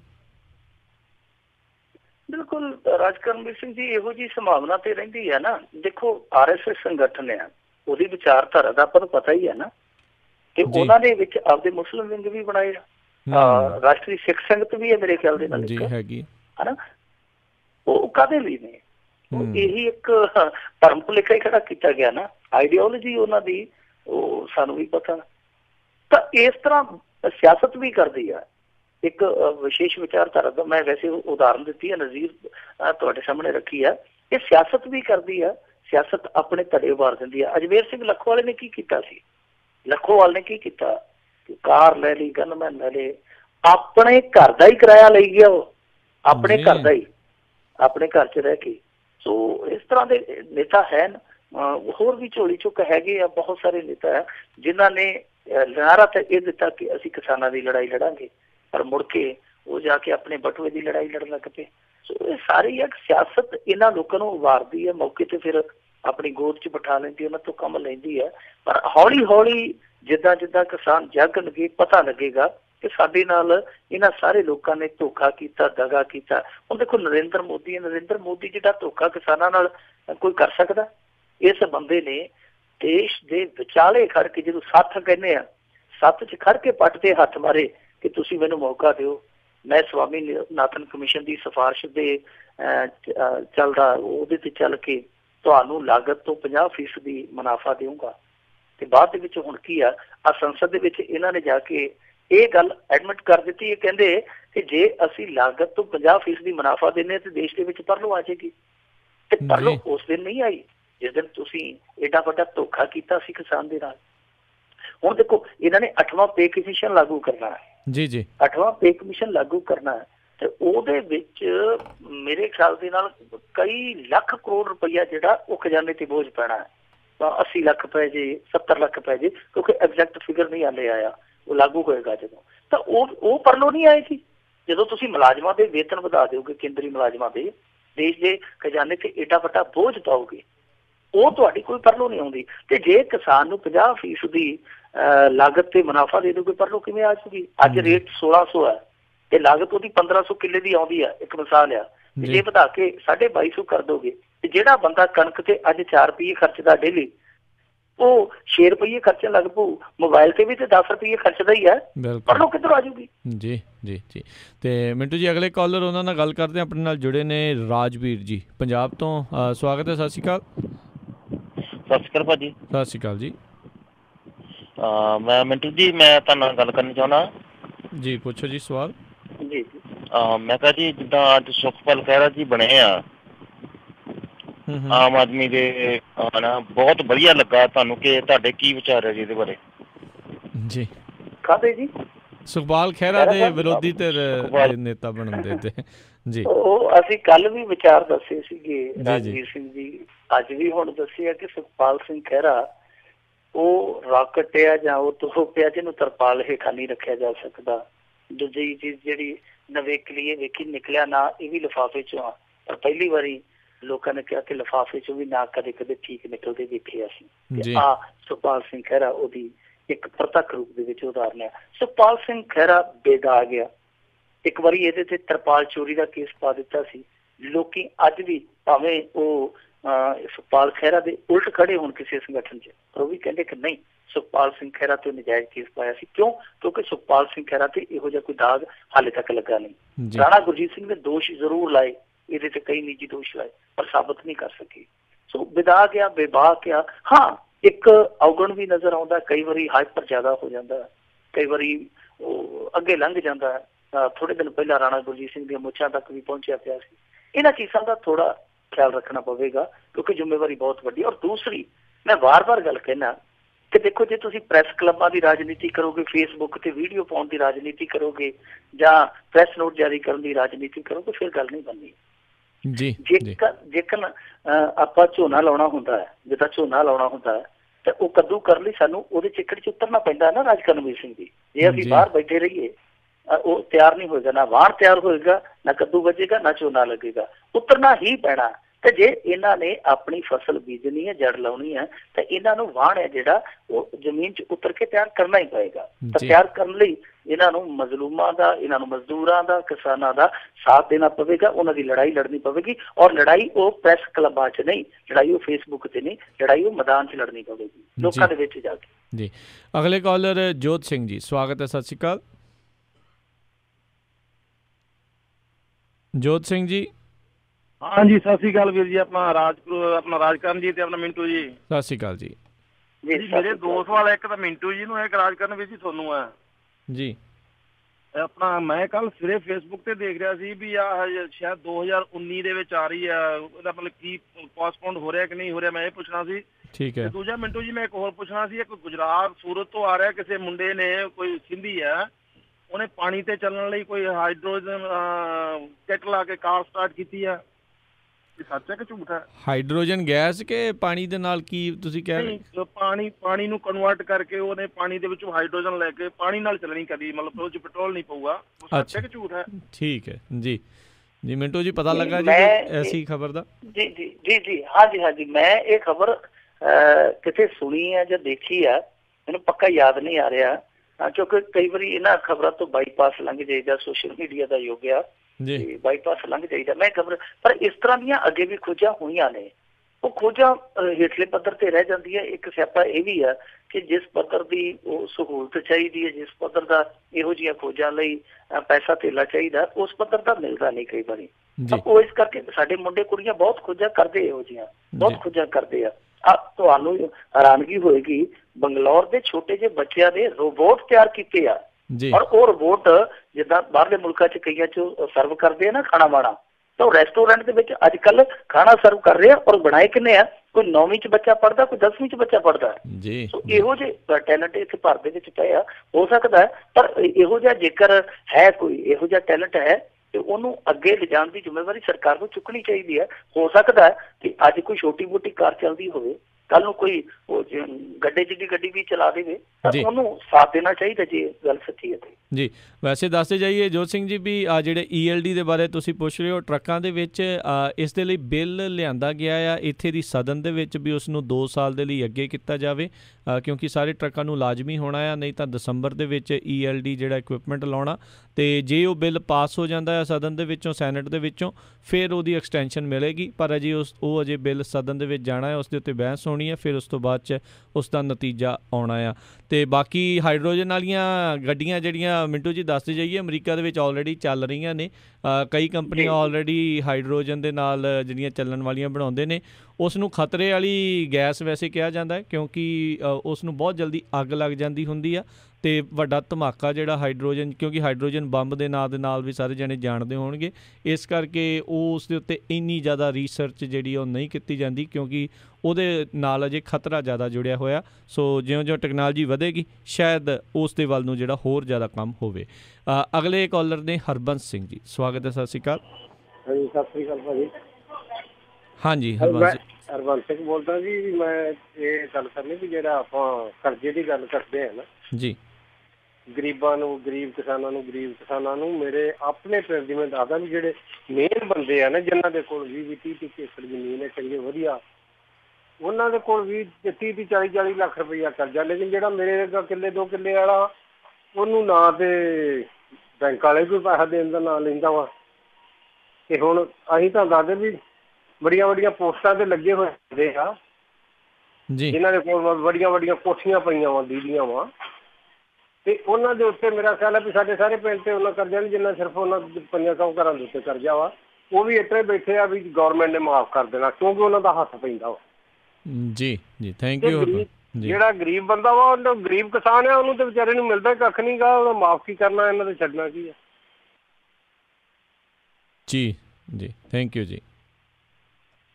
ਜੀ ਮਿੰਟੂ ਜੀ, ਦੇਖੋ ਹੁਣ ਜਦੋਂ ਫੁੱਲਾ ਫਾਲੀ ਹੋਣ ਡਈ ਹੈ ਨਾ, ਇੱਕ ਚੀਜ਼ ਬੜੀ ਕਸੂਤੀ ਨਿਕਲੀ ਹੈ। ਕਸੂਤੀ ਇਹ ਨਿਕਲੀ ਆ ਕਿ ਬੈਂਕਾਂ ਨੇ ਆਪਣੀ ਲਿਮਟ ਅਕ੍ਰੋਸ ਕਰਕੇ ਕਿਸਾਨਾਂ ਨੂੰ ਕਰਜ਼ਾ ਦਿੱਤਾ ਹੈ। ਮਸਲਨ ਜਿਹੜਾ ਜ਼ਮੀਨ ਦਾ ਰਾਜਕਰਨ ਵੀ ਜੀ ਇੱਕ ਰੇਟ ਹੁੰਦਾ ਨਾ ਆਪਣੇ ਪਿੰਡਾਂ ਦਾ, ਕਿਸੇ ਦਾ 20 ਲੱਖ ਆ, 25 ਲੱਖ ਆ ਖੇਤ ਦਾ, ਕੋਈ ਤੁਹਾਡੇ ਇੱਧਰ ਖੇਤ ਕਹਿ ਦਿੰਦੇ, ਸਾਡੇ ਇੱਧਰ ਕਿੱਲੇ ਕਹਿ ਦਿੰਦੇ ਆ, ਕਿੱਲੇ ਦਾ 40 ਲੱਖ ਆ, 50 ਲੱਖ ਆ, 10 ਲੱਖ ਆ, 20 ਲੱਖ ਆ। ਤੋ ਇੱਕ ਹੁੰਦਾ ਕੈਲਕੂਲੇਟਰ ਕਲੈਕਟਰ ਰੇਟ ਕਹਿੰਦੇ ਸ਼ਾਇਦ ਉਹਨੂੰ, ਤਾਂ ਉਹ ਬਾਜ਼ਾਰੀ ਕੀਮਤ ਜਿਹੜੀ ਆ, ਜਿੱਦਾਂ ਕਿਸੇ ਦੀ 7 ਲੱਖ ਕਿੱਲੇ ਦੀ, 6 ਲੱਖ ਕਿੱਲੇ ਦੀ, ਜਿਹੜੀ ਉਹ ਬਾਜ਼ਾਰੀ ਕੀਮਤ ਹੈ ਨਾ, ਉਹਦਾ ਇਹ 20% ਕਰਜ਼ੇ ਦੇ ਰੂਪ ਦੇ ਵਿੱਚ ਦੇ ਸਕਦੇ ਆ। ਮਸਲਨ ਜੇ ਕੋਈ 10 ਲੱਖ ਦਾ ਕਿੱਲਾ ਤੇ ਉਹਦਾ ਇਹ 20% ਹੀ ਕਰਜ਼ਾ ਦੇ ਸਕਦੇ ਆ। ਪਰ ਅੱਜ ਜਦੋਂ ਹੁਣ ਫੁੱਲਾ ਫਾਲੀ ਹੋਈ ਕੈਪਟਨ ਸਰਕਾਰ ਦੇ ਵਿੱਚ, ਤਾਂ ਇਹ ਚੀਜ਼ ਨਿਕਲ ਕੇ ਆਈ ਸਾਹਮਣੇ ਕਿ ਉਸ 20% ਜਾਂ 30% ਤੋਂ ਬੈਂਕਾਂ ਨੇ ਕਿਤੇ ਜਾ ਕੇ ਅੱਗੇ ਜਾ ਕੇ ਕਰਜ਼ਾ ਦਿੱਤਾ ਹੋਇਆ ਕਿਸਾਨਾਂ ਨੂੰ। ਤੇ ਹੁਣ ਹੋ ਸਕਦਾ ਕਿ ਆਉਣ ਵਾਲੇ ਦਿਨਾਂ 'ਚ ਇਹ ਬੈਂਕ ਵੀ ਫਸ ਜਾਣ, ਕਿਉਂਕਿ ਇਹਨਾਂ ਨੇ ਚੱਕ ਕੇ ਤੇ ਉਹ ਮਸਲਾ ਕੇਂਦਰ ਦੇ ਕੋਲ ਲੈ ਗਏ ਆ ਇਹ ਕੈਪਟਨ ਹੋਈ ਕਿ ਆਹ ਕੀ ਕੀਤਾ ਪਿਆ। ਸੋ ਇੱਕ ਪੱਖ ਇਹ ਆ। ਦੂਸਰਾ ਪੱਖ ਜਿਵੇਂ ਤੁਸੀਂ ਕਿਹਾ ਕਿ ਇਹ 40 ਕਿੱਲੇ ਵਾਲੇ, 50 ਕਿੱਲੇ ਵਾਲੇ ਕਰਜ਼ਾਈ ਆ, ਉਹਨਾਂ ਦੇ ਕਲਚਰ ਨੇ, ਕੋਠੀ ਕਲਚਰ ਹੈ, ਜਿਵੇਂ ਤੁਸੀਂ ਦੱਸਿਆ ਜੌਂਡੀਅਰ ਕਲਚਰ ਆ, ਬੁਲਟ ਕਲਚਰ ਆ, ਆਡੀ ਕਲਚਰ ਆ, ਬਥੇਰੇ ਕਲਚਰ ਆ। ਉਹ ਕਲਚਰ ਕਰਕੇ ਕਰਜ਼ਾਈ ਹੋ ਗਏ, ਹੁਣ ਕੁਛ ਕਹਿ ਨਹੀਂ ਸਕਦੇ। ਪਰ ਜਿਹੜੀ ਗੱਲ ਤੁਸੀਂ ਕਹੀ ਕਿ ਛੋਟੇ ਕਿਸਾਨ ਦੀ ਜ਼ਰੂਰਤ ਆ, ਤਾਂ ਛੋਟੇ ਕਿਸਾਨ ਨੂੰ ਇਹ ਰਾਹਤ ਦੇਣੀ ਚਾਹੀਦੀ ਆ। ਕੈਪਟਨ ਨੇ ਸ਼ੁਰੂਆਤ ਵੀ ਛੋਟੇ ਕਿਸਾਨਾਂ ਤੋਂ ਕੀਤੀ ਆ, ਪਰ ਅਫਸੋਸ ਦੀ ਗੱਲ ਹੈ ਕਿ ਸ਼ੁਰੂਆਤ ਵੀ ਉੱਥੇ ਅੜ ਗਈ ਹੈ। ਸ਼ੁਰੂਆਤ ਹਾਲੇ ਤੱਕ ਹੋਈ ਨਹੀਂ, ਸ਼ੁਰੂਆਤ ਹੋਣੀ ਚਾਹੀਦੀ ਆ। ਮੈਂ ਕਹਿੰਦਾ ਕਿ ਸਭ ਤੋਂ ਪਹਿਲਾਂ ਜਿਹੜਾ ਛੋਟਾ ਤੇ ਸੀਮਾਂਤ ਕਿਸਾਨ ਆ, ਉਹਦਾ ਸਾਨੂੰ ਸੋਚਣਾ ਪਵੇਗਾ, ਕਿਉਂਕਿ ਉਹ ਤਬਕਾ ਜਿਹੜਾ ਹੈ ਵੀ ਖੇਤੀ ਤੇ ਮੁਨਹਸਰ ਆ। ਜਿੱਦਾਂ ਜਿਹਦੇ ਕੋਲ 2 ਕਿੱਲੇ 3 ਕਿੱਲੇ ਪਹਿਲੀ ਹੈ, ਉਹਦਾ ਕੋਈ ਨੌਕਰੀ ਤੇ ਵੀ ਨਹੀਂ ਲੱਗਾ ਹੋਣਾ, ਕਿਉਂਕਿ ਨੌਕਰੀ ਤੇ ਵੀ ਤਾਂ ਹੀ ਲੱਗੂਗਾ ਜੇ ਉਹਦੇ ਕੋਲ 25-30 ਲੱਖ ਰੁਪਇਆ ਹੋਊਗਾ, ਉਹਦਾ ਮੁੰਡਾ ਤਾਂ ਹੀ ਨੌਕਰੀ ਤੇ ਲੱਗਣਾ। ਨਾ 9 ਮਣ ਤੇਲ ਹੋਵੇ ਤੇ ਨਾ ਰਾਧਾ ਨੱਚੇ। ਸੋ ਉਹ ਸਿਰਫ ਤੇ ਸਿਰਫ ਉਹਨਾਂ 2-3 ਕਿੱਲਿਆਂ ਤੇ ਨਿਰਭਰ ਆ। ਤਾਂ ਪਹਿਲਾਂ ਉਹਨਾਂ ਦੀ ਬਾਹ ਫੜਨੀ ਚਾਹੀਦੀ ਹੈ। ਮੈਂ ਤੇ ਇਸ ਹੱਕ 'ਚ ਹਾਂ ਕਿ ਸਬਸਿਡੀਆਂ ਵੀ ਜਿਹੜੇ ਵੱਡੇ 40-45 ਮੋਟਰਾਂ ਵਾਲੇ ਆ, 400-500 ਕਿੱਲੇ ਵਾਲੇ ਆ, 200 ਕਿੱਲੇ ਵਾਲੇ ਆ, ਉਹਨਾਂ ਨੂੰ ਸਬਸਿਡੀ ਵੀ ਨਹੀਂ ਦੇਣੀ ਚਾਹੀਦੀ, ਜਾਂ ਉਹਨਾਂ ਦੀ ਸਬਸਿਡੀ 'ਚ ਕਟੌਤੀ ਕਰਕੇ ਇਹਨਾਂ ਛੋਟੇ ਕਿਸਾਨਾਂ ਨੂੰ ਸਬਸਿਡੀ ਵਧਾ ਕੇ ਦੇਣੀ ਚਾਹੀਦੀ ਹੈ। ਜੀ ਜੀ ਅਗਲੇ ਕਾਲਰ ਆਪਣੇ ਨਾਲ ਜੁੜੇ ਨੇ ਬਲਵਿੰਦਰ ਸਿੱਧੂ ਜੀ, ਸਵਾਗਤ ਹੈ, ਸਤਿ ਸ਼੍ਰੀ ਅਕਾਲ ਜੀ। ਸਤਿ ਸ਼੍ਰੀ ਅਕਾਲ ਜੀ। ਜੀ ਮੇਰਾ ਸਵਾਲ ਇਹ ਹੈ ਜੀ ਜਿਹੜੇ ਆਮ ਸਿਆਸਤਦਾਨ ਨੇ ਇਹ ਬਿਆਨ ਦੇ ਕੇ ਦੂਏ ਦਿਨ ਕਹਿੰਦੇ ਮੇਰਾ ਬਿਆਨ ਤਰੋੜ ਕੇ ਪੇਸ਼ ਕੀਤਾ ਹੈ। ਕੈਪਟਨ ਸਾਹਿਬ ਨੇ ਕਿਹਾ ਸੀ ਵੀ ਜਦੋਂ ਮੇਰੀ ਸਰਕਾਰ ਆ ਗਈ ਮੈਂ ਬਾਦਲ ਦੀਆਂ ਗੱਡੀਆਂ ਖੁੱਲ੍ਹੇ ਲਾ ਦੂੰ। ਜਦੋਂ ਹੁਣ ਆ ਟਾਈਮ ਟੇਬਲ ਇਹਦੇ ਸਾਹਮਣੇ ਪੇਸ਼ ਕਰਨਗੇ ਕੈਪਟਨ ਸਾਹਿਬ ਪੂਰੇ ਕਿਤੇ ਇਹ ਬਿਆਨ ਤਾਂ ਨਹੀਂ ਦੇ ਦੇਣਗੇ ਵੀ ਮੈਂ ਤਾਂ ਰੋਡਵੇਜ਼ ਦੀਆਂ ਗੱਡੀਆਂ ਨੂੰ ਖੁੱਲ੍ਹੇ ਲਾਉਣ ਵਾਸਤੇ ਕਿਹਾ ਸੀ। ਇਹਦੇ ਬਾਰੇ ਤੁਹਾਡਾ ਕੀ ਵਿਚਾਰ ਹੈ ਜੀ? ਨਹੀਂ, ਉਹ ਇਸ ਬਿਆਨ ਤੋਂ ਮੁੱਕਰ ਲਗੇ ਨਹੀਂ। ਉਹਨਾਂ ਨੇ ਕਈ ਬਿਆਨ ਦਿੱਤੇ, ਵੈਸੇ ਉਹ ਯੂ ਟਰਨ ਮਾਰ ਜਾਂਦੇ ਹੁੰਦੇ ਆ। ਯੂ ਟਰਨ ਉਹਨਾਂ ਨੇ ਬਥੇਰੇ ਮਾਰੇ ਆ, ਬਹੁਤ ਮਾਰੇ ਆ। ਮੈਂ ਤੁਹਾਨੂੰ ਯਾਦ ਕਰਾ ਸਕਦਾ, ਉਹਨਾਂ ਨੇ ਤੇ ਇਹ ਵੀ ਆਖਿਆ ਸੀਗਾ ਲੰਬੀ ਦੇ ਵਿੱਚ ਖੜ ਕੇ, ਲੰਬੀ ਦੀ ਦਾਣਾ ਮੰਡੀ ਦੇ ਵਿੱਚ ਖੜ ਕੇ ਰੈਲੀ ਕੀਤੀ ਸੀ ਤੇ ਆਖਿਆ ਸੀਗਾ ਉਦੋਂ ਨੌਕਰੀ ਘੁਟਾਲਾ ਚੱਲਦਾ ਪਿਆ ਸੀ। ਤੁਹਾਨੂੰ ਚੇਤਾ ਆ ਗਿਆ ਹੋਣਾ ਕਿ ਉਦੋਂ ਇਹਨਾਂ ਨੇ ਲੰਬੀ ਦੇ ਵਿੱਚ ਆ ਕੇ ਰੈਲੀ ਕੀਤੀ ਸੀ ਤੇ ਉਦੋਂ ਸਭ ਤੋਂ ਵੱਡਾ ਡਾਇਲੋਗ ਇਹ ਮਾਰਿਆ ਸੀਗਾ ਕਪਤਾਨ ਸਾਹਿਬ ਨੇ ਕਿ ਜਿੱਦਣ ਮੈਂ ਆ ਗਿਆ ਤੇ ਸਭ ਤੋਂ ਪਹਿਲਾਂ ਜਿਹੜਾ ਕੋਲਿਆਂ ਕਾਲਿਆਂ ਵਾਲੀ ਫਿਰਦਾ ਇੱਥੇ ਉਹਨੂੰ ਕਲਰੂ ਫੜ ਕੇ ਅੰਦਰ ਕਰੂੰਗਾ। ਤੇ ਹੋਇਆ ਕੀ ਸੀ ਕਿ ਜਦੋਂ ਇਹਨਾਂ ਦੀ ਸਰਕਾਰ ਬਣ ਗਈ, ਇਹਨਾਂ ਦੇ ਰਾਜ ਦੇ ਵਿੱਚ ਸਭ ਤੋਂ ਪਹਿਲੀ ਜੇ ਕਿਸੇ ਨੂੰ ਕਲੀਨ ਚਿੱਟ ਮਿਲੀ ਤੇ ਉਹ ਕਲੀਨ ਚਿੱਟ ਸੀ ਜਥੇਦਾਰ ਦਿਆਲ ਸਿੰਘ ਕੋਲਿਆਂ ਵਾਲੀ। ਤੇ ਜਥੇਦਾਰ ਦਿਆਲ ਸਿੰਘ ਕੋਲਿਆਂ ਵਾਲੀ ਇਹਦਾ ਉਦੋਂ ਕਹਿੰਦਾ ਸੀ ਕਿ ਮੈਂ ਇਹਦੇ ਤੇ ਮਾਣਾ ਨਿੱਘਾ ਕੇਸ ਕਰਨਾ ਜੇ 10 ਦਿਨਾਂ ਚ ਕੈਪਟਨ ਨੇ ਮਾਫੀ ਨਾ ਮੰਗੀ। ਤੇ ਫਿਰ ਜਦੋਂ ਉਹਨੂੰ ਪੁੱਛਿਆ ਗਿਆ ਕਿ ਹੁਣ ਭਾਈ ਤੂੰ ਕਰੇਗਾ ਕੇਸ, ਹੁਣ ਤੇ ਤੈਨੂੰ ਕਲੀਨ ਚਿੱਟ ਵੀ ਮਿਲ ਗਈ, ਉਹ ਕਹਿੰਦਾ ਛੱਡੋ ਜੀ ਕਾਨੂੰ ਵਿਗਾੜਨੀ ਆ, ਅਸੀਂ ਇਹਨਾਂ ਚੱਕਰਾਂ ਚ ਨਹੀਂ ਪੈਂਦੇ। ਤੇ ਹੁਣ ਕੈਪਟਨ ਨੂੰ ਪੁੱਛਾਂਗੇ, ਉਹਨੇ ਵੀ ਕਹਿਣਾ ਕਿ ਜੀ ਕਾਨੂੰਨ ਆਪਦਾ ਕੰਮ ਕਰਕੇ ਆ। ਸੋ ਉੱਥੇ ਵੀ ਕੈਪਟਨ ਅਮਰਿੰਦਰ ਸਿੰਘ ਕਹਿ ਦੇਗਾ ਕਿ ਜੀ ਦੇਖੋ ਮੈਂ ਇਹਨਾਂ ਚੀਜ਼ਾਂ 'ਚ ਦਖਲਅੰਦਾਜ਼ੀ ਨਹੀਂ ਕਰਦਾ, ਇਹ ਕੰਮ ਹੈ ਜਿਹੜਾ ਉਹ ਆਰਟੀਏ ਦਾ, ਆਰਟੀਏ ਨੇ ਟਾਈਮ ਟੇਬਲ ਬਣਾਤਾ, ਜੇ ਇਹ ਕੰਮ ਆਰਟੀਏ ਦਾ ਤੇ ਆਰਟੀਏ ਡੀਟੀਓ ਜਿਹੜੇ ਉਹ ਇੱਥੇ ਕਈ ਕੰਮ ਕਰਦੇ ਰਹੇ ਆ। ਅਸੀਂ ਤੇ ਇਹੋ ਜਿਹੇ ਡੀਟੀਓ ਵੀ ਵੇਖੇ ਆ ਜਿਹੜੇ ਇਹਨਾਂ ਬੱਸਾਂ ਨੂੰ ਚਲਾਉਂਦੇ ਵੀ ਰਹੇ ਆ, ਇਹਨਾਂ ਬੱਸਾਂ ਦੀਆਂ ਸੁੱਖਾਂ ਵੀ ਸੁੱਖਦੇ ਰਹੇ, ਤਰੱਕੀਆਂ ਵੀ ਕਰਵਾਉਂਦੇ ਰਹੇ ਤੇ ਬਾਅਦ ਦੇ ਵਿੱਚ ਆਪ ਹੀ ਤਰੱਕੀਆਂ ਪਾ ਕੇ ਇਸੇ ਹੀ ਇਲਾਕੇ ਦੇ ਵਿੱਚ, ਇਹਨਾਂ ਹੀ ਸ਼ਹਿਰਾਂ ਦੇ ਵਿੱਚ ਮੁੜ ਕੇ ਦੂਸਰੀਆਂ ਪੋਸਟਾਂ ਤੇ ਵੀ ਆਏ ਆ। ਜੇ ਕੋਈ ਰਿਟਾਇਰ ਹੋ ਗਿਆ ਤੇ ਮੁੜ ਕੇ ਉਹ ਇੱਥੇ ਹੀ ਸੈੱਟ ਹੋ ਗਿਆ ਲੰਬੀ ਏਰੀਏ ਦੇ ਆਸੇ ਪਾਸੇ। ਜੀ ਜੀ, ਅਗਲੇ ਕਾਲਰ ਆਪਣੇ ਜੁੜੇ ਨੇ ਪ੍ਰਗਟਪਾਲ ਜੀ, ਸਵਾਗਤ ਹੈ। ਸਤਿ ਸ਼੍ਰੀ ਅਕਾਲ। ਸਾਰੇ ਸੁਣਨ ਵਾਲੇ ਪਿਆਰ ਭਰੀ ਸਤਿ ਸ਼੍ਰੀ ਅਕਾਲ ਜੀ। ਸਤਿ ਸ਼੍ਰੀ ਅਕਾਲ ਜੀ।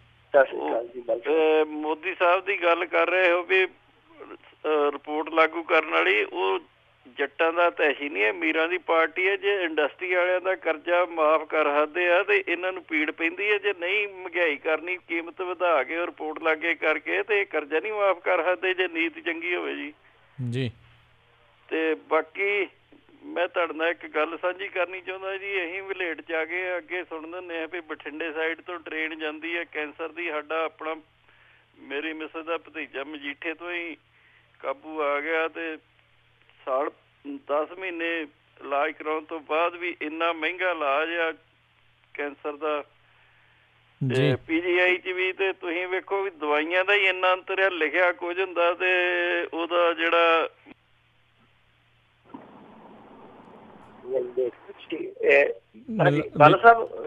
ਨਾਲ ਨੇ ਆਪਣੇ ਨਾਲ ਆਵਾਜ਼ ਮੈਨੂੰ ਲੱਗਦਾ ਇਹਨਾਂ ਦੀ ਕੱਟ ਹੋਣੀ ਸ਼ੁਰੂ ਹੋ ਗਈ।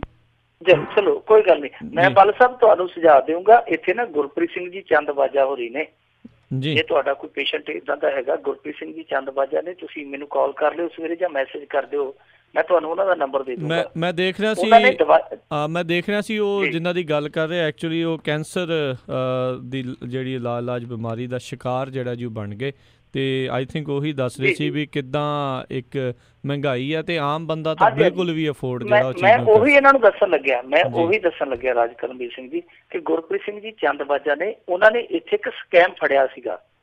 ਉਹ ਇਹ ਕੈਂਸਰ ਪੀੜਤਾਂ ਲਈ ਬਹੁਤ ਕੰਮ ਕਰਦੇ ਆ। ਗੁਰਪ੍ਰੀਤ ਸਿੰਘ ਜੀ ਚੰਦਬਾਜਾ ਸਮਾਜ ਸੇਵੀ ਆ। ਉਹਨਾਂ ਨੇ ਫਰੀਦਕੋਟ ਮੈਡੀਕਲ ਕਾਲਜ ਦੇ ਵਿੱਚ ਸਕੈਮ ਫੜਿਆ ਸੀ।